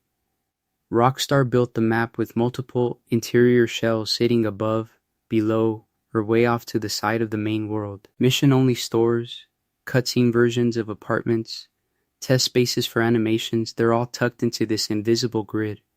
When you hit a wall breach glitch, or you use a mod or a director mode trick, you can literally fall down into those shells like you're dropping through layers of a cake. It's a messed up situation, but in the best way. Players turned that fall into a whole exploration meta. People would find a broken collision at a clothing store, walk into the wall, and boom, you're inside an empty clone of the store used only for cutscenes.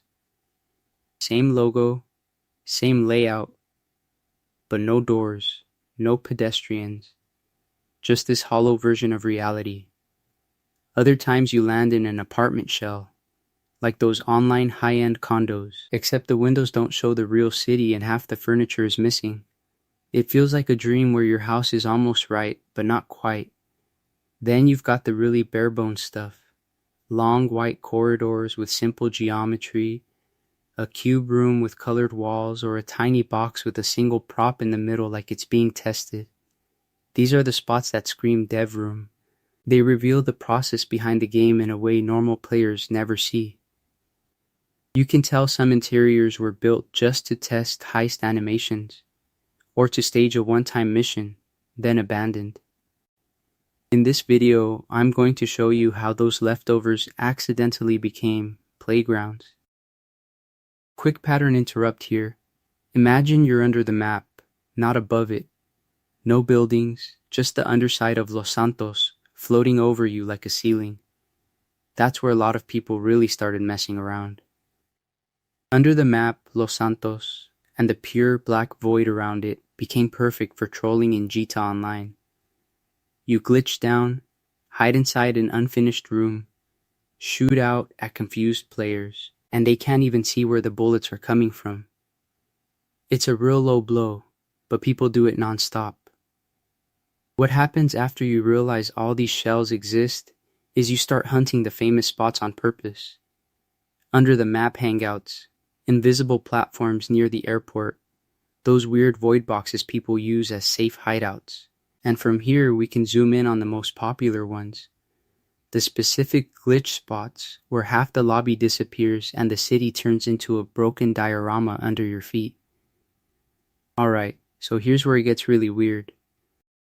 Those broken diorama spots aren't just little cracks in the map.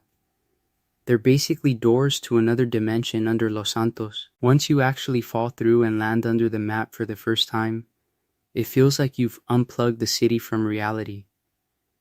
The first thing that happens is your brain needs a second to process what you're seeing. The whole map is floating above you like a giant model set, with the roads and buildings hanging in the air. You'll see the shadows of cars sliding past overhead, headlights flickering through the ground, and then under your feet it's just this massive black or dark blue void stretching out forever. Sometimes the water layer is down there too, so it's kind of like you're walking on the bottom of an invisible ocean while Los Santos cruises by on the surface. So here's how it goes when players actually get down there. In story mode and online, people figured out all these sketchy little methods to clip through the geometry. You wedge a motorcycle into a specific wall. You park a car against a dumpster and dive out at the right angle. You use a truck to push yourself into a staircase gap. Half the time it looks like it shouldn't work at all, and then suddenly you're free falling through the ground and boom, you're under the map. After that, what happens is the bug basically turns into a secret clubhouse. In GTA Online, under the map spots became the unofficial VIP lounges of griefers and tryhards. People would host secret meetings down there where the radar still shows you on the street, but nobody can actually see you. You get guys using it as a trolling zone, shooting rockets up through the pavement or hiding from bounty hunters while they laugh in voice chat.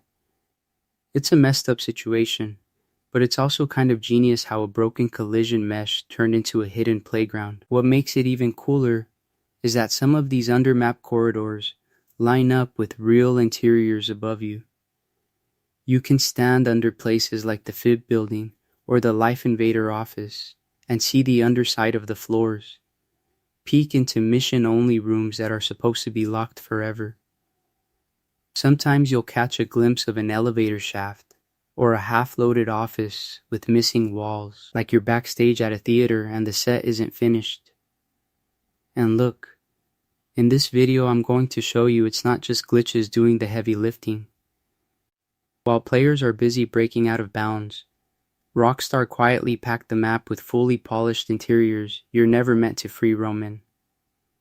Think Michael's therapist's office that only exists in cutscenes, or those one-time heist planning rooms and safe houses that disappear from the map after the mission. So next, let's get started on those intentional hidden spaces, the ones that feel more like secrets than accidents. So here's how it goes with those mission-only safe houses and offices. You know how the game makes you feel like you're living in these characters' homes, but then suddenly, during a cutscene, the place looks different, more detailed, more staged, almost like a movie set you can't walk around in. That's because a lot of those personal interiors only exist for a few minutes at a time. The first thing that happens is you notice it with Michael's therapist. In free roam, you never actually drive up, park, and walk into a fully usable office. All that deep therapy energy only kicks in during those sessions in the story. The room is packed with props, books stacked everywhere, framed degrees, little sculptures, even specific magazines on the table. But try to go back there in normal gameplay and it's just gone.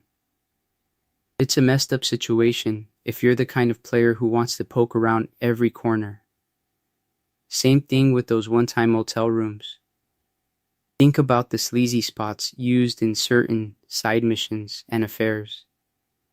During the cutscene, the room is loaded with detail. Open suitcases, cheap snacks, crumpled clothes on the floor, half-empty bottles on the nightstand. You feel like someone has actually been living there. After the scene, door locked, no marker. It's like that tiny slice of the map never existed. And it's not just throwaway locations. There are unique variants of the protagonist's houses that only show up in specific missions.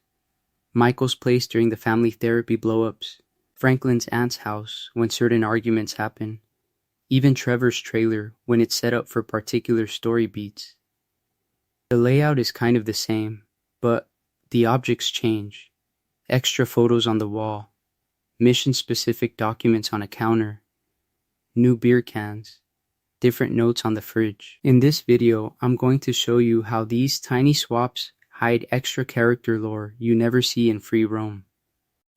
Behind the scenes, what happens after the cutscene is that these rooms unload. Technically, a lot of them aren't even sitting in the normal map. They're separate little interior bubbles that only get loaded for that mission. That's why you can't just glitch through a wall and walk into Michael's therapist's office whenever you want. Without heavy modding, those doors might as well lead to nowhere. But of course, players modded it. Alright, once people started freezing missions and using free cam tools, they broke out of the scripted camera and just walked around these rooms. That's when the fun started. Fans found tiny jokes on bookshelves, in joke book titles, sticky notes on desks, passive-aggressive fridge magnets, even weird little drawings stuck behind furniture. You pause a heated argument, swing the camera around, and suddenly you're reading some dev's sarcastic note about yoga. And if Rockstar put this much work into private spaces you barely see, what do you think is hiding in the public buildings? Because next, we're getting into hospitals, police stations, stadiums, all those big landmarks with partial or unused interiors that players are constantly trying to break into, and one of them hides something you're absolutely not expecting. Alright, so if the private mansions are overbuilt, the public buildings are the exact opposite. You see them constantly. They dominate the skyline. But when you actually try to go inside, it feels like someone slammed the door in your face at the last second. Look at the hospitals. Pillbox Hill Medical Center is this huge complex you drive past all the time. Massive logo, rooftop helipad, detailed parking structure, ambulances everywhere. But the first thing that happens after you die is the game just drops you into the same tiny lobby, or that little side hallway cutscene like, here you go, enjoy your 5 seconds of interior, now get out. You can't really explore the wards, the operating rooms, any of the stuff the exterior suggests is there. And it's not just Pillbox, the Central Los Santos hospital, the one down by Davis, same deal. Big emergency entrance, vents, fire escapes, windows you can see into a little bit, but when you walk up, most of the doors are just decorative. You get this weird feeling that you're standing outside a movie set, like the front is real and everything behind it is cardboard. Police stations are even worse, because you know there's stuff back there. You've seen it in missions. During story moments, the game suddenly loads in full interiors, briefing rooms, locker rooms, evidence storage, long corridors with cells on both sides. Then in free roam, you roll up to Mission Row PD, and what happens after you walk through the main door? A small lobby, a front desk, maybe a couple holding cells if you glitch it right, and that's it. Whole wings of the place exist, but only if the script says so. It's a messed up situation when you realize there are fully modeled back rooms sitting behind locked doors that never open in normal play. With mods or certain wall breaches, people have clipped into areas that look ready for gameplay but are only used once in a cutscene. It feels like Rockstar built an entire episode of a cop show and then only aired the trailer. Then you've got the stadiums and arenas. Maze Bank Arena looks like it should have concerts, basketball games, something. The exterior has signage, posters, loading bays, all this detail. In story mode though, you basically never get a proper interior. No concourse, no seats, no locker rooms. Same thing with a lot of sports fields and event venues around Los Santos. Tons of outside detail, almost nothing usable inside. So here's how it goes. Players start poking at every weak spot. Every door, every window, every vent, every wall breach tutorial on YouTube. People swear there's a real pillbox interior, or a hidden full police HQ, or an unused stadium map from a cut multiplayer mode. Sometimes they're right, sometimes it's just empty geometry. But the hunt never really stops, and not all hidden spaces are these giant half-used shells. Some of the creepiest ones in the game are tiny. A single bloody bathroom, a locked door in a dead-end alley, a random interior that loads only from one angle and feels like you were never meant to stand there at all. That's where we're going next. Because the small forgotten rooms might be the ones that get under your skin the most. These are the rooms where you walk in, stop moving for a second, and just think, why does this even exist in here? Alright, picture this. You duck into a random public bathroom in a train station or a gas station because you're low on health. Cops are outside, you just need cover. The first thing that happens is your brain goes from game mode to what is this crime scene?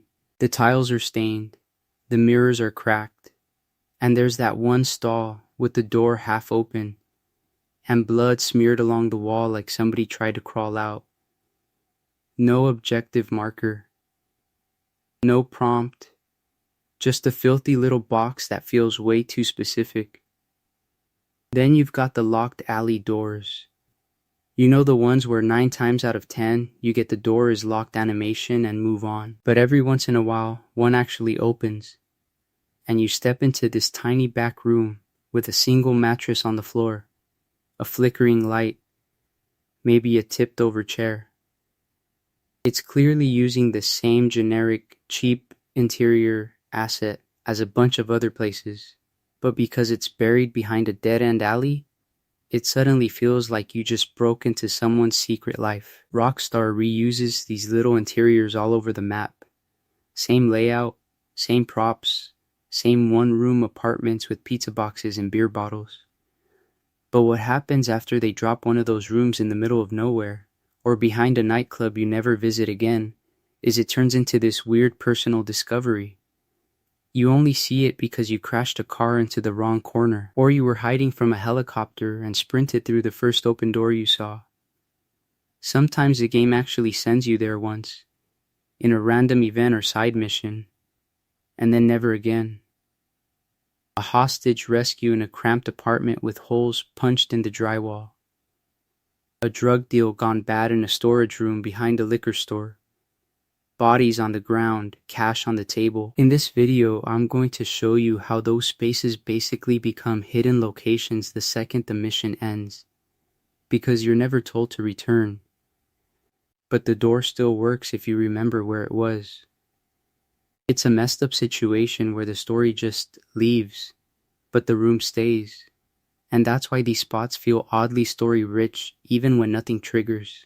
You walk into a one-room apartment, see blood on the carpet, a knocked-over lamp, a TV still on static, and your brain fills in a whole fight that the game never actually shows you. Have you ever had that moment where you wander into one of these and just stand there, like you're trespassing in a save file that isn't yours? So here's how it goes. Once you start noticing them, you realize the creepiness isn't just inside buildings. The roads and bridges of Los Santos have their own secrets too. Little graffiti messages under overpasses, memorials on the side of the highway, tiny clues painted right onto the asphalt that most players literally drive over without ever reading. We're heading out of the bathrooms and back alleys next, and onto the concrete, where the city stories are written right under your tires. And the crazy part is, a lot of the most interesting ones aren't marked. They're not glowing. There's no prompt. You just blast past them at 120 miles an hour. So here's how it goes. If you actually slow down and walk under those bridges and overpasses, Los Santos starts talking back to you. First, look at the graffiti itself. It's not just random tags.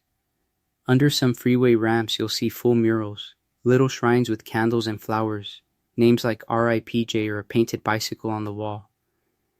There's a roadside memorial for a cyclist on some routes where NPCs ride. It's easy to miss. But once you notice it, you start realizing, oh, the game is quietly saying someone died here. No cutscene, no mission, just a story frozen on the concrete. Then you've got the weird cryptic stuff. On certain walls you'll see phrases that sound like nonsense until you connect them to other parts of the game. A line that matches something from a talk radio rant. A slogan from a commercial. You walk past a scrawl that sounds like a crazy conspiracy caller on a radio show, and you're like, wait, is this that guy's territory? It makes the whole city feel like it's all feeding off the same media, the same background noise you usually ignore. And of course, Rockstar couldn't resist tying some of it into the darker myths. Alright, take the Infinity Killer for example. Everybody talks about the body underwater and the confession letter. But before you ever get there, you've got those creepy numbers and phrases painted on rocks, bridges, and walls. They look like some random maniac graffiti until you realize they're coordinates and clues. It's a messed up situation, because you're basically piecing together a serial killer's walking tour just by reading the scenery. What happens after a game's been out for years is that players start treating these little spots like their own collectibles. There are whole threads and videos where people catalog every memorial, every strange tag, every half-hidden mural. In this video I'm going to show you the big headline locations, but lore hunters went, no, we're doing the tiny stuff too. It's like a parallel checklist that the game never officially gives you. The first thing that happens when you start noticing them is you stop driving like it's just a racing track and start moving like it's a neighborhood. You know this feeling when you recognize a corner because of a specific wall, not because of the minimap? That's what these micro-locations do. They make it feel like people lived and died here long before Franklin, Michael, or Trevor ever spawned in. And here's the pattern interrupt. Some of the most important hidden locations in GTA V aren't about ghosts, UFOs, or serial killers at all. They're about grief. They're about absence. Little candles where an NPC got hit. A fresh RIP tag that appears after a mission. A world reacting quietly while you're busy chasing money. After the ending you choose, Los Santos keeps doing that. Next, we're going to look at how those same streets and houses change when you kill Michael or Trevor, and how the city starts leaving its own memorials to your choices. So here's where it gets really weird.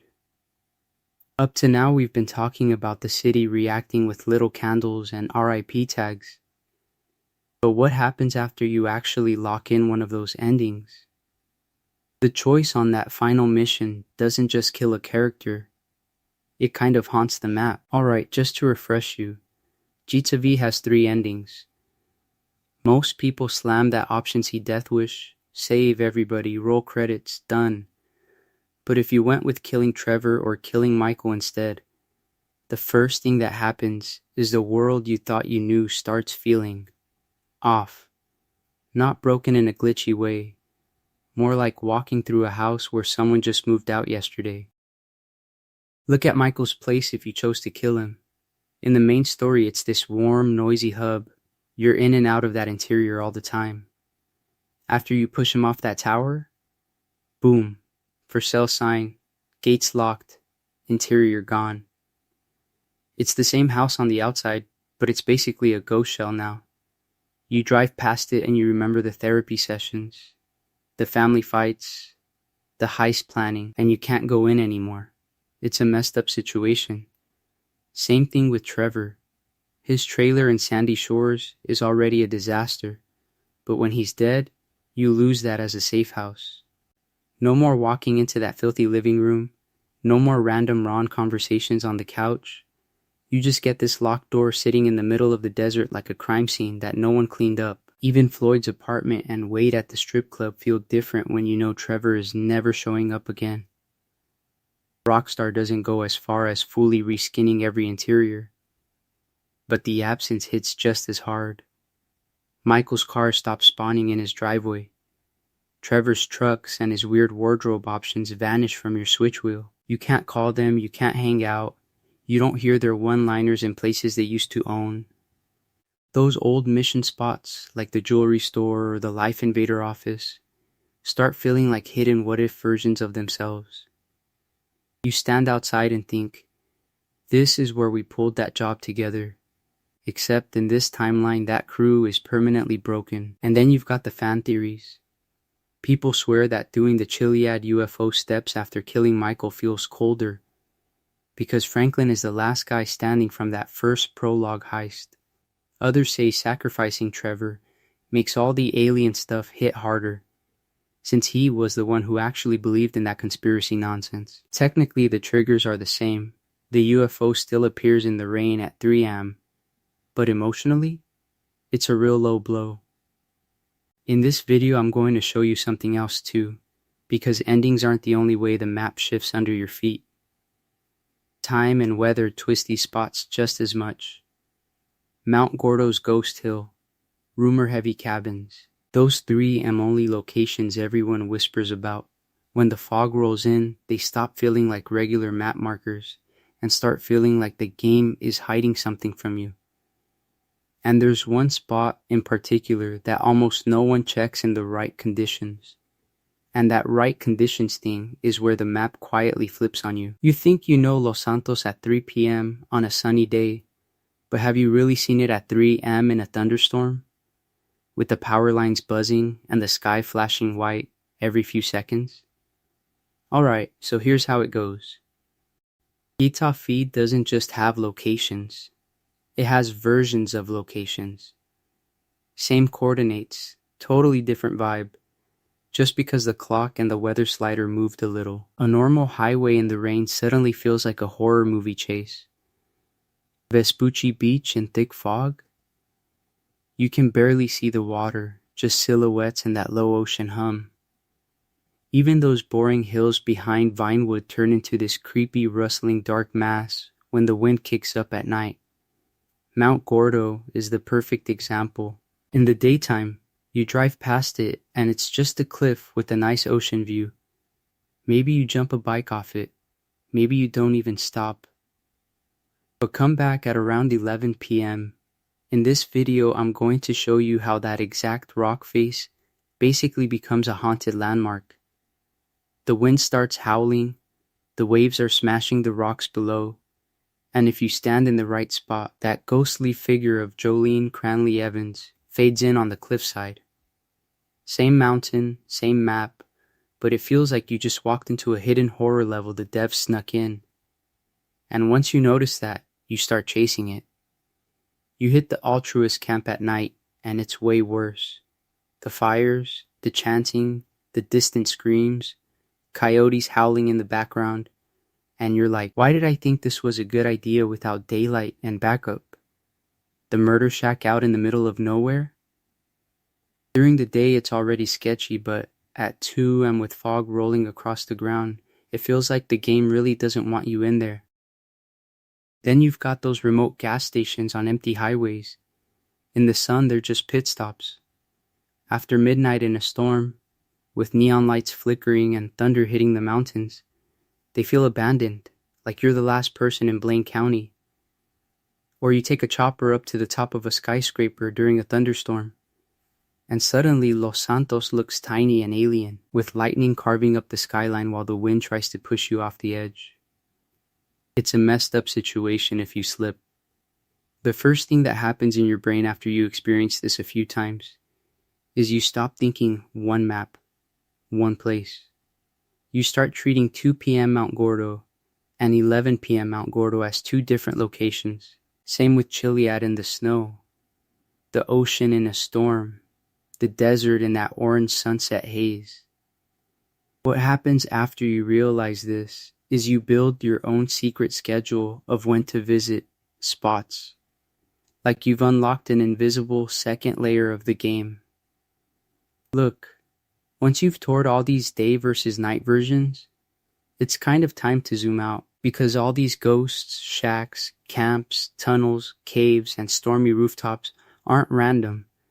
They actually fit together like one giant hidden map sitting under GTA V's main story, and we need to line them up and see how they connect. Alright, so here's where it gets really fun.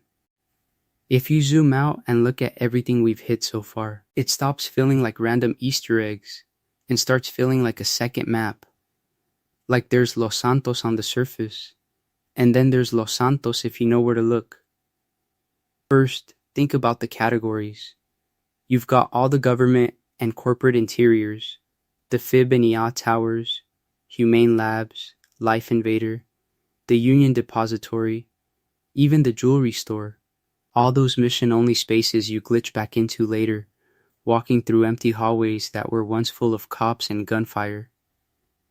Then you've got killers and cults, the Infinity Killer clues, the body under the bridge, the altruist camp, the weird tunnels with writing on the walls.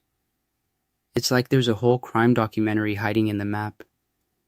After that, layer on the UFOs and aliens, Mount Chiliad's mural, the crash saucer in the ice cave, the underwater UFO where your radar freaks out, the Zancudo and Chiliad UFOs that only spawn under super specific conditions. Add the underwater wrecks and caves, sunken planes, shipwrecks, the hatch with the strange sound design. On top of that, glitched spaces and out-of-bounds rooms where you fall under the map or slip inside a building shell, and suddenly you're in this limbo version of San Andreas. Then finally, all the supernatural and myth spots, the Mount Gordo ghost, Bigfoot missions, the cult graffiti, all the Chiliad mystery routes. So here's how it goes when you stack all of that together.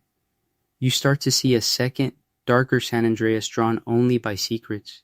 Government black sites over here, serial killers and cults over there, alien crash zones in the sky and underwater, ghosts and monsters in the mountains, and all of it stitched together by glitches that literally let you step outside reality.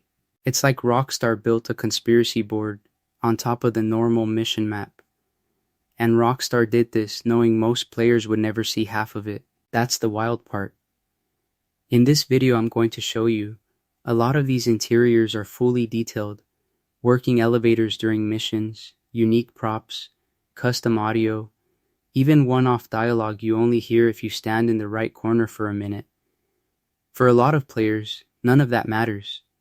But for the few who go hunting, it makes the world feel bottomless. You know that feeling when you realize a random office downtown is actually a locked-off fib floor you robbed 5 hours ago? It's a messed up situation, in the best possible way. Then the community came in and basically turned this hidden layer into a shared treasure map. Forums, YouTube, social media, people posting coordinates, drawing fake Chiliad theories, arguing about whether the hatch means something or is just a joke.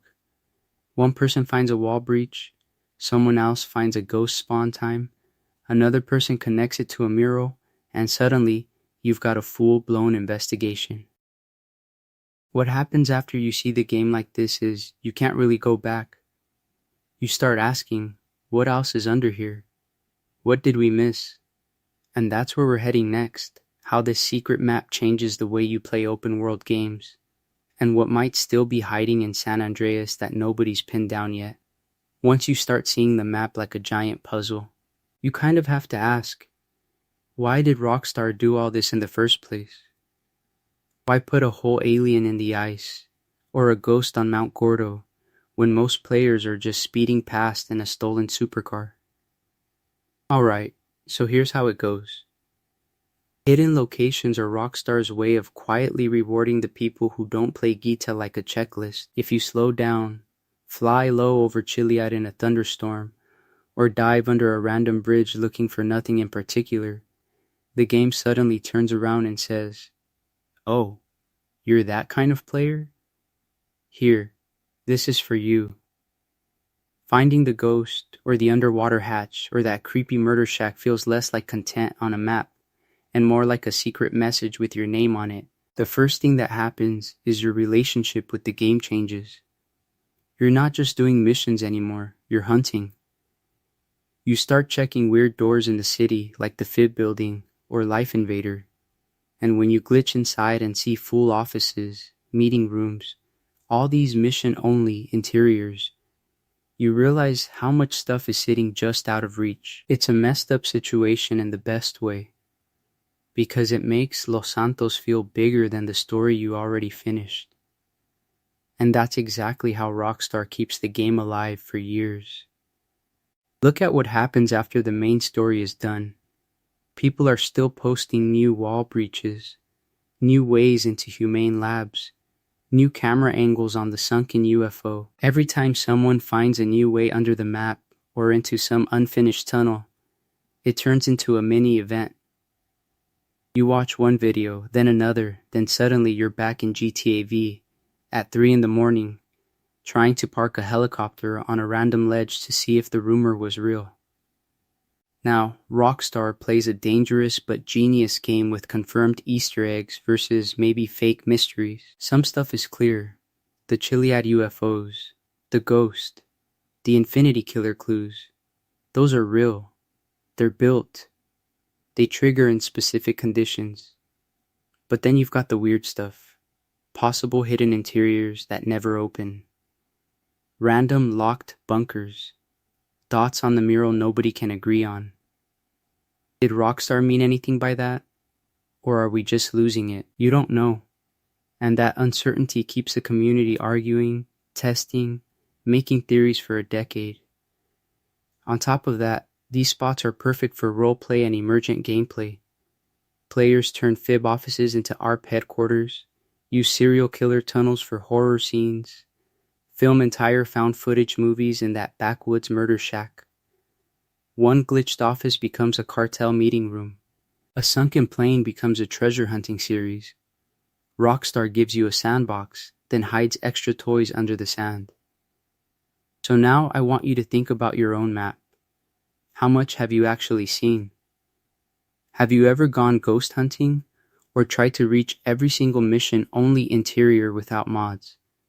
Because in this video I'm going to show you just how deep this rabbit hole goes. And the next place we're heading is one of the strangest hidden setups in the entire game.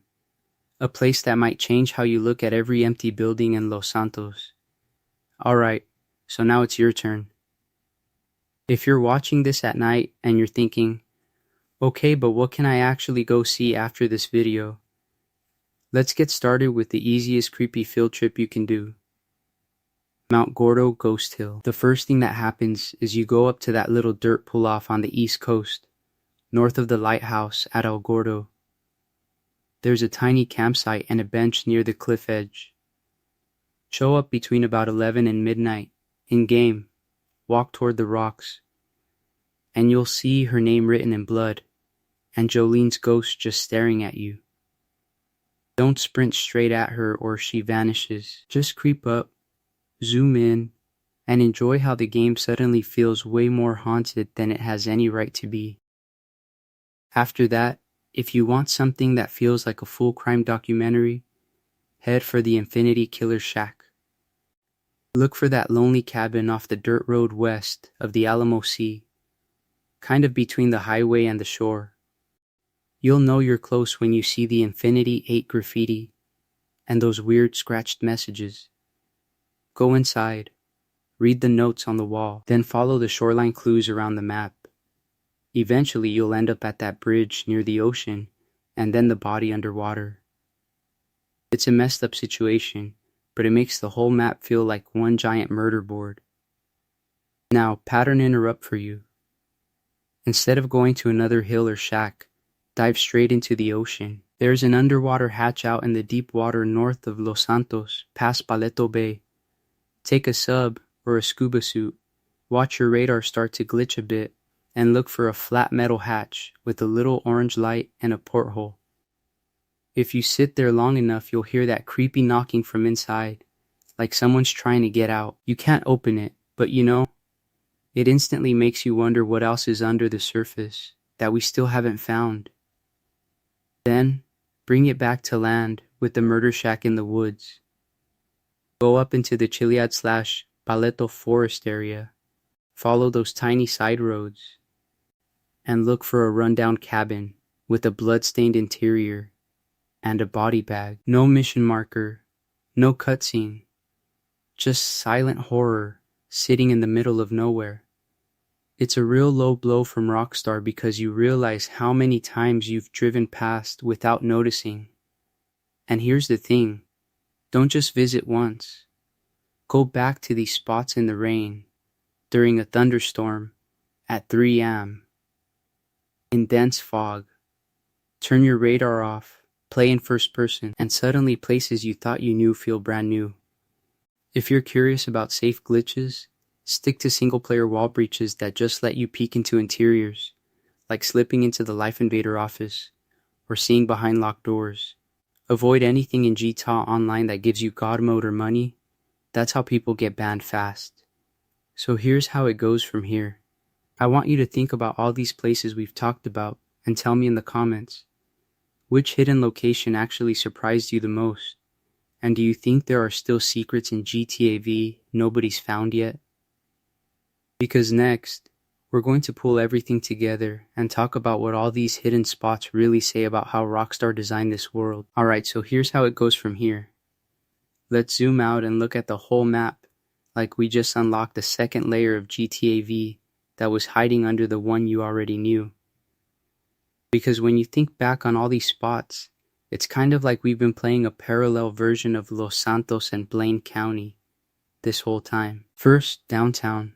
You've got those big government towers you drive past 1,000 times and never really think about, like the FIB building and the EA offices.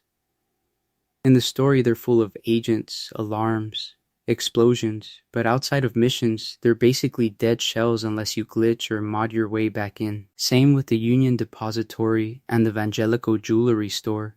Normal players see them once, speed through the heist, and never realize there's a whole, polished interior just sitting there unused. Then we slid over to the labs and corporations.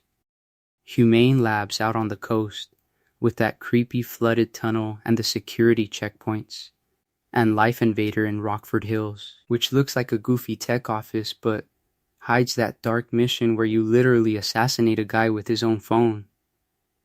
These places feel almost too detailed for how little the main story actually uses them. You walk in and it feels real, fully voiced, like you're in a different game for a few minutes. After that, things got darker with killers and cults, the Infinity Killer clues on bridges and rocks, the final body in the water, that confession letter tucked away in a random shack. Then you've got the Altruist camp up in the Chiliad foothills, where the vibe flips from goofy hillbilly to, oh, I'm actually about to be eaten. It's a messed up situation, but it shows how much story Rockstar hid in tiny optional corners. On the conspiracy side, we hit UFOs and aliens, the frozen alien under the Prologue Bridge, the crashed saucer in the ocean, the Mount Chiliad mural, and the Zancudo and Chiliad UFOs that only appear under super specific conditions. Some of these are full models with lights and sounds, others are just a single object in the middle of nowhere, like the alien egg or that underwater hatch that never talks but somehow feels important. We dove into underwater wrecks and offshore secrets, sunken planes, shipwrecks, briefcases, that radar glitching UFO on the seabed, then glitched spaces and out-of-bounds rooms, where you fall under the map or slip through a wall, and suddenly you're in an unfinished office, a black void, or a half-built interior players now use for trolling and weird screenshots.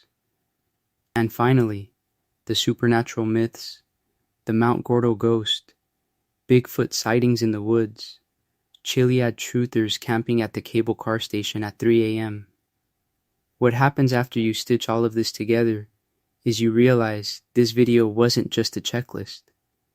In this video, I'm going to show you a starting point, not an ending. You know the big landmarks now, but the real fun is going back into your own save, retracing these paths, and seeing which version of this hidden Los Santos you end up building for yourself.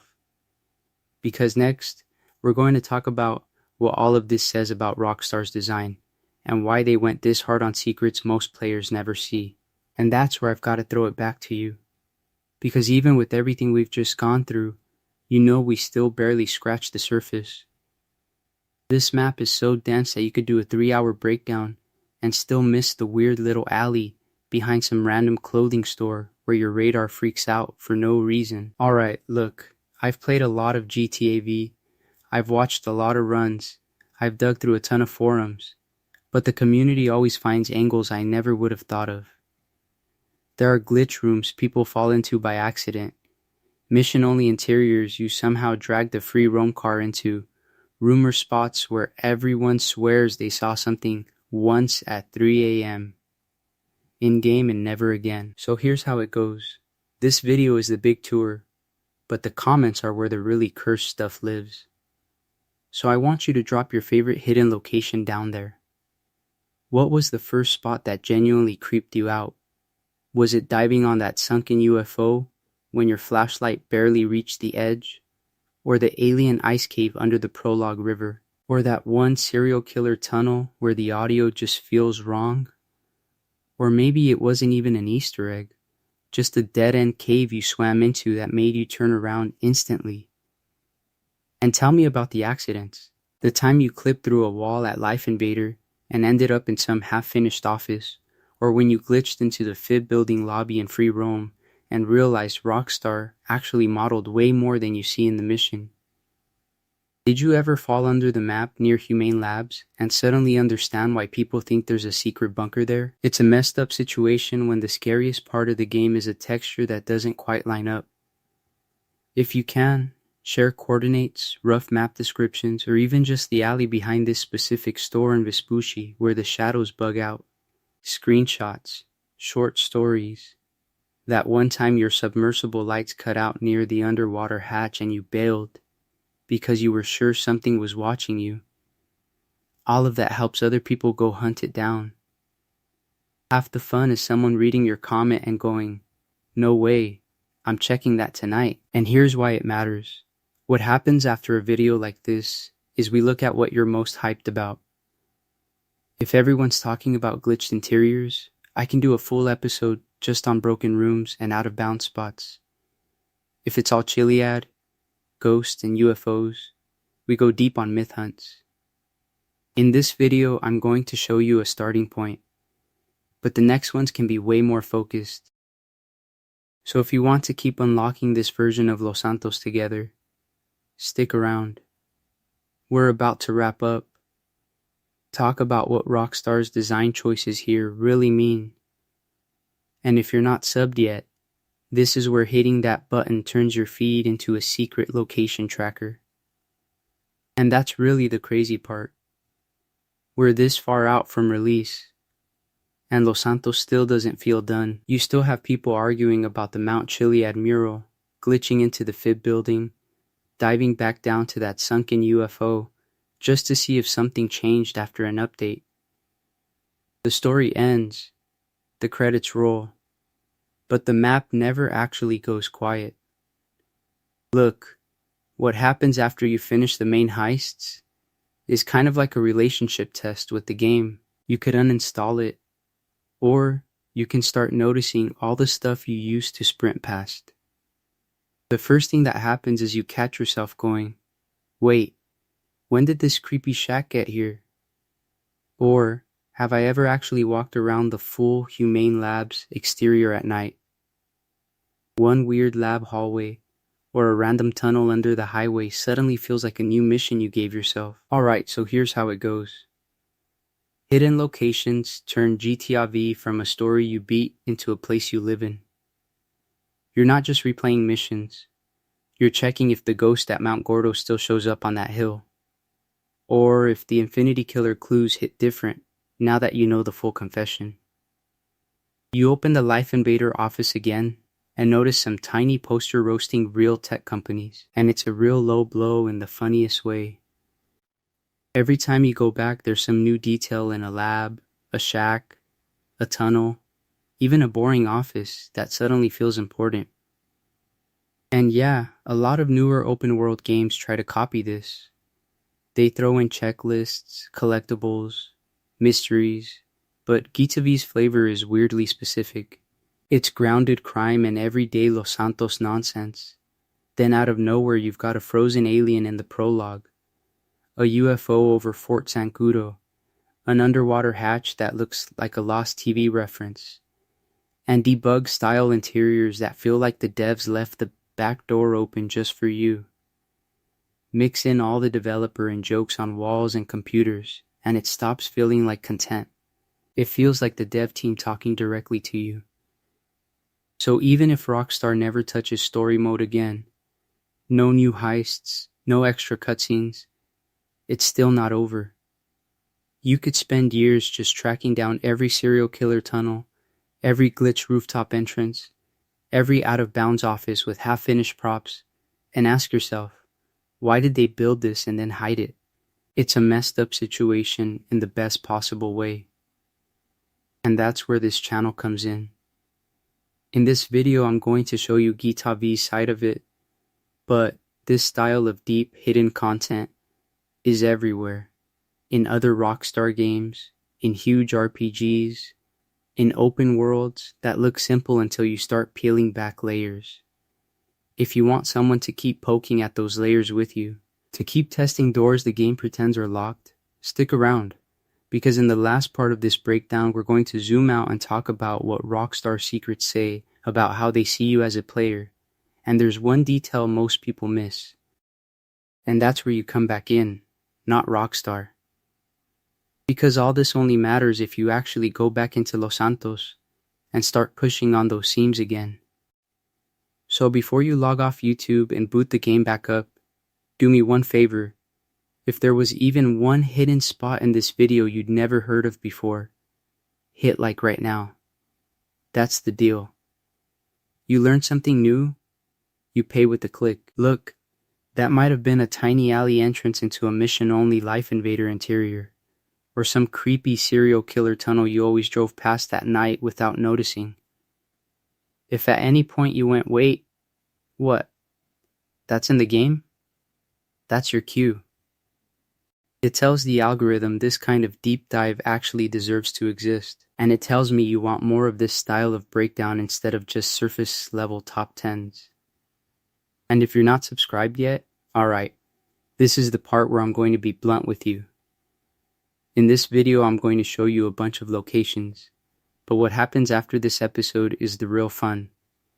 I'm going to keep digging into hidden interiors, like the fib floors, glitch-only rooms under the map, cut spaces you can only see with mods, and all the weird myth hunt stuff around Mount Chiliad and the UFOs. So if you like the idea of someone obsessively stress testing every locked door in GTA V and other open worlds, hit subscribe so you don't miss the next one. So here's how it goes. Everybody has that one friend who swears they've 100% completed GTA V and seen everything. Send this video to them. Literally. Challenge them. Tell them, alright, you think you're done? Go visit every single spot in this breakdown and then tell me you didn't miss anything. It's a messed up situation when the guy with the 100% save file realizes he's never seen the underwater hatch, or the ghost on Mount Gordo, or that random debug-looking room behind a wall breach. The first thing that happens after you finish watching shouldn't be closing the app. It should be you deciding where you're going next in-game. Drop a comment and tell me which location you're heading to first. Are you diving straight for the sunken UFO? Hiking up to the Chiliad mural at 3 a.m.? Or trying that sketchy wall breach to fall under the map and see how broken the world really looks from below? Pattern interrupt for you here. Don't just comment cool video. I want to see a mini plan. I'm grabbing a sub, checking the crash site, then driving out to that creepy shack. When I see those, I know this didn't just entertain you, it pushed you back into the map. And we're not stopping here. Future episodes are going to keep peeling back layers on GTA V's world, from glitch-only interiors that feel like Rockstar's backstage, to fan-made myth routes where we test if any of the Bigfoot and Chiliad theories still hold up after all these years. So stick around, because in the next part we're going to zoom out even more, and talk about why Rockstar hides this stuff in the first place, and what that says about how they expect you to play. So here's how it goes. We've talked about why Rockstar hides all this stuff, but I want to leave you with one last image. Picture this. We're deep under the water, lights barely cutting through the murk, hovering over that sunken UFO off the coast of San Andreas. No cops, no chaos, just you, the sub, and this impossible thing sitting on the seabed, like it's been watching the map longer than any of us. The first thing that happens is the camera starts to pull back, really slow. You hear the creak of the sub, the muffled hum, maybe a whale somewhere out in the dark. As we rise, the UFO shrinks, the ocean opens up, and you start to see how tiny this huge secret actually is, compared to everything around it. And you know what? That's kind of the point. We keep pulling up. Now you can see the coastline, that weird underwater hatch. A couple of crashed planes half buried in the sand. Go higher, and the waves become this soft texture. The sound of the water blends into distant wind, and way off you can just make out the lights of Los Santos, flickering like a circuit board. Alright, now imagine we cut from the ocean to Mount Gordo. Same slow zoom, but this time we're on the ghost hill. It's late, the air is dead quiet, and Jolene's ghost is just starting to fade out. You hear the wind, a crow, the faint rumble of a train miles away. Then we pull back again, and the hill becomes just another bump in a whole mountain range you've probably flown over 1,000 times without thinking. Look, what happens after you've seen all these spots is simple. You can't unsee the idea that behind every normal street, office, or hillside, Rockstar probably hid at least one texture, room, or story that most players never find. That random Life Invader hallway, that locked door in a boring downtown lobby, that tunnel entrance you always drive past on the way to a heist. They all start to feel suspicious. So next time you boot up GTA V, don't just fast travel in your brain from mission marker to mission marker. Treat every door, every tunnel, every shoreline like it might be another Mount Gordo, or another UFO, or another Infinity Killer clue sitting right in front of you. Turn a casual 30-minute session into a mini expedition and see what breaks first, the map, or your idea of how well you already know it. In this video, I'm going to show you a lot of what's out there. But the wild part is, we still haven't seen everything. People are still glitching into new interiors, still finding weird decals, still arguing about tiny details on Mount Chiliad. It's a messed up situation in the best way, because it means San Andreas is kind of alive, as long as people keep poking at it. So, alright, I just want to say thanks for sticking with me through this whole tour of GTA V's underbelly. If you made it this far, you're the kind of player who doesn't just speed through the story and uninstall. The next time you open the map, I promise you're going to look at it differently. You'll remember the ghost on the hill when you drive past the lighthouse. You'll think about that UFO when you see an empty patch of ocean on the radar. And you might catch yourself slowing down for a door you used to ignore. We let the camera drift even higher now. The whole of Los Santos and Blaine County fills the frame. Freeways looping like veins, neighborhoods glowing, the desert fading into black. The city noise is just a distant hum under the wind. No music, no voiceover, just the sound of a world that's still hiding things from you. One last beat. Then we cut to black and leave it there for a second, so it feels like San Andreas is still out there, waiting for you to come back and start looking again.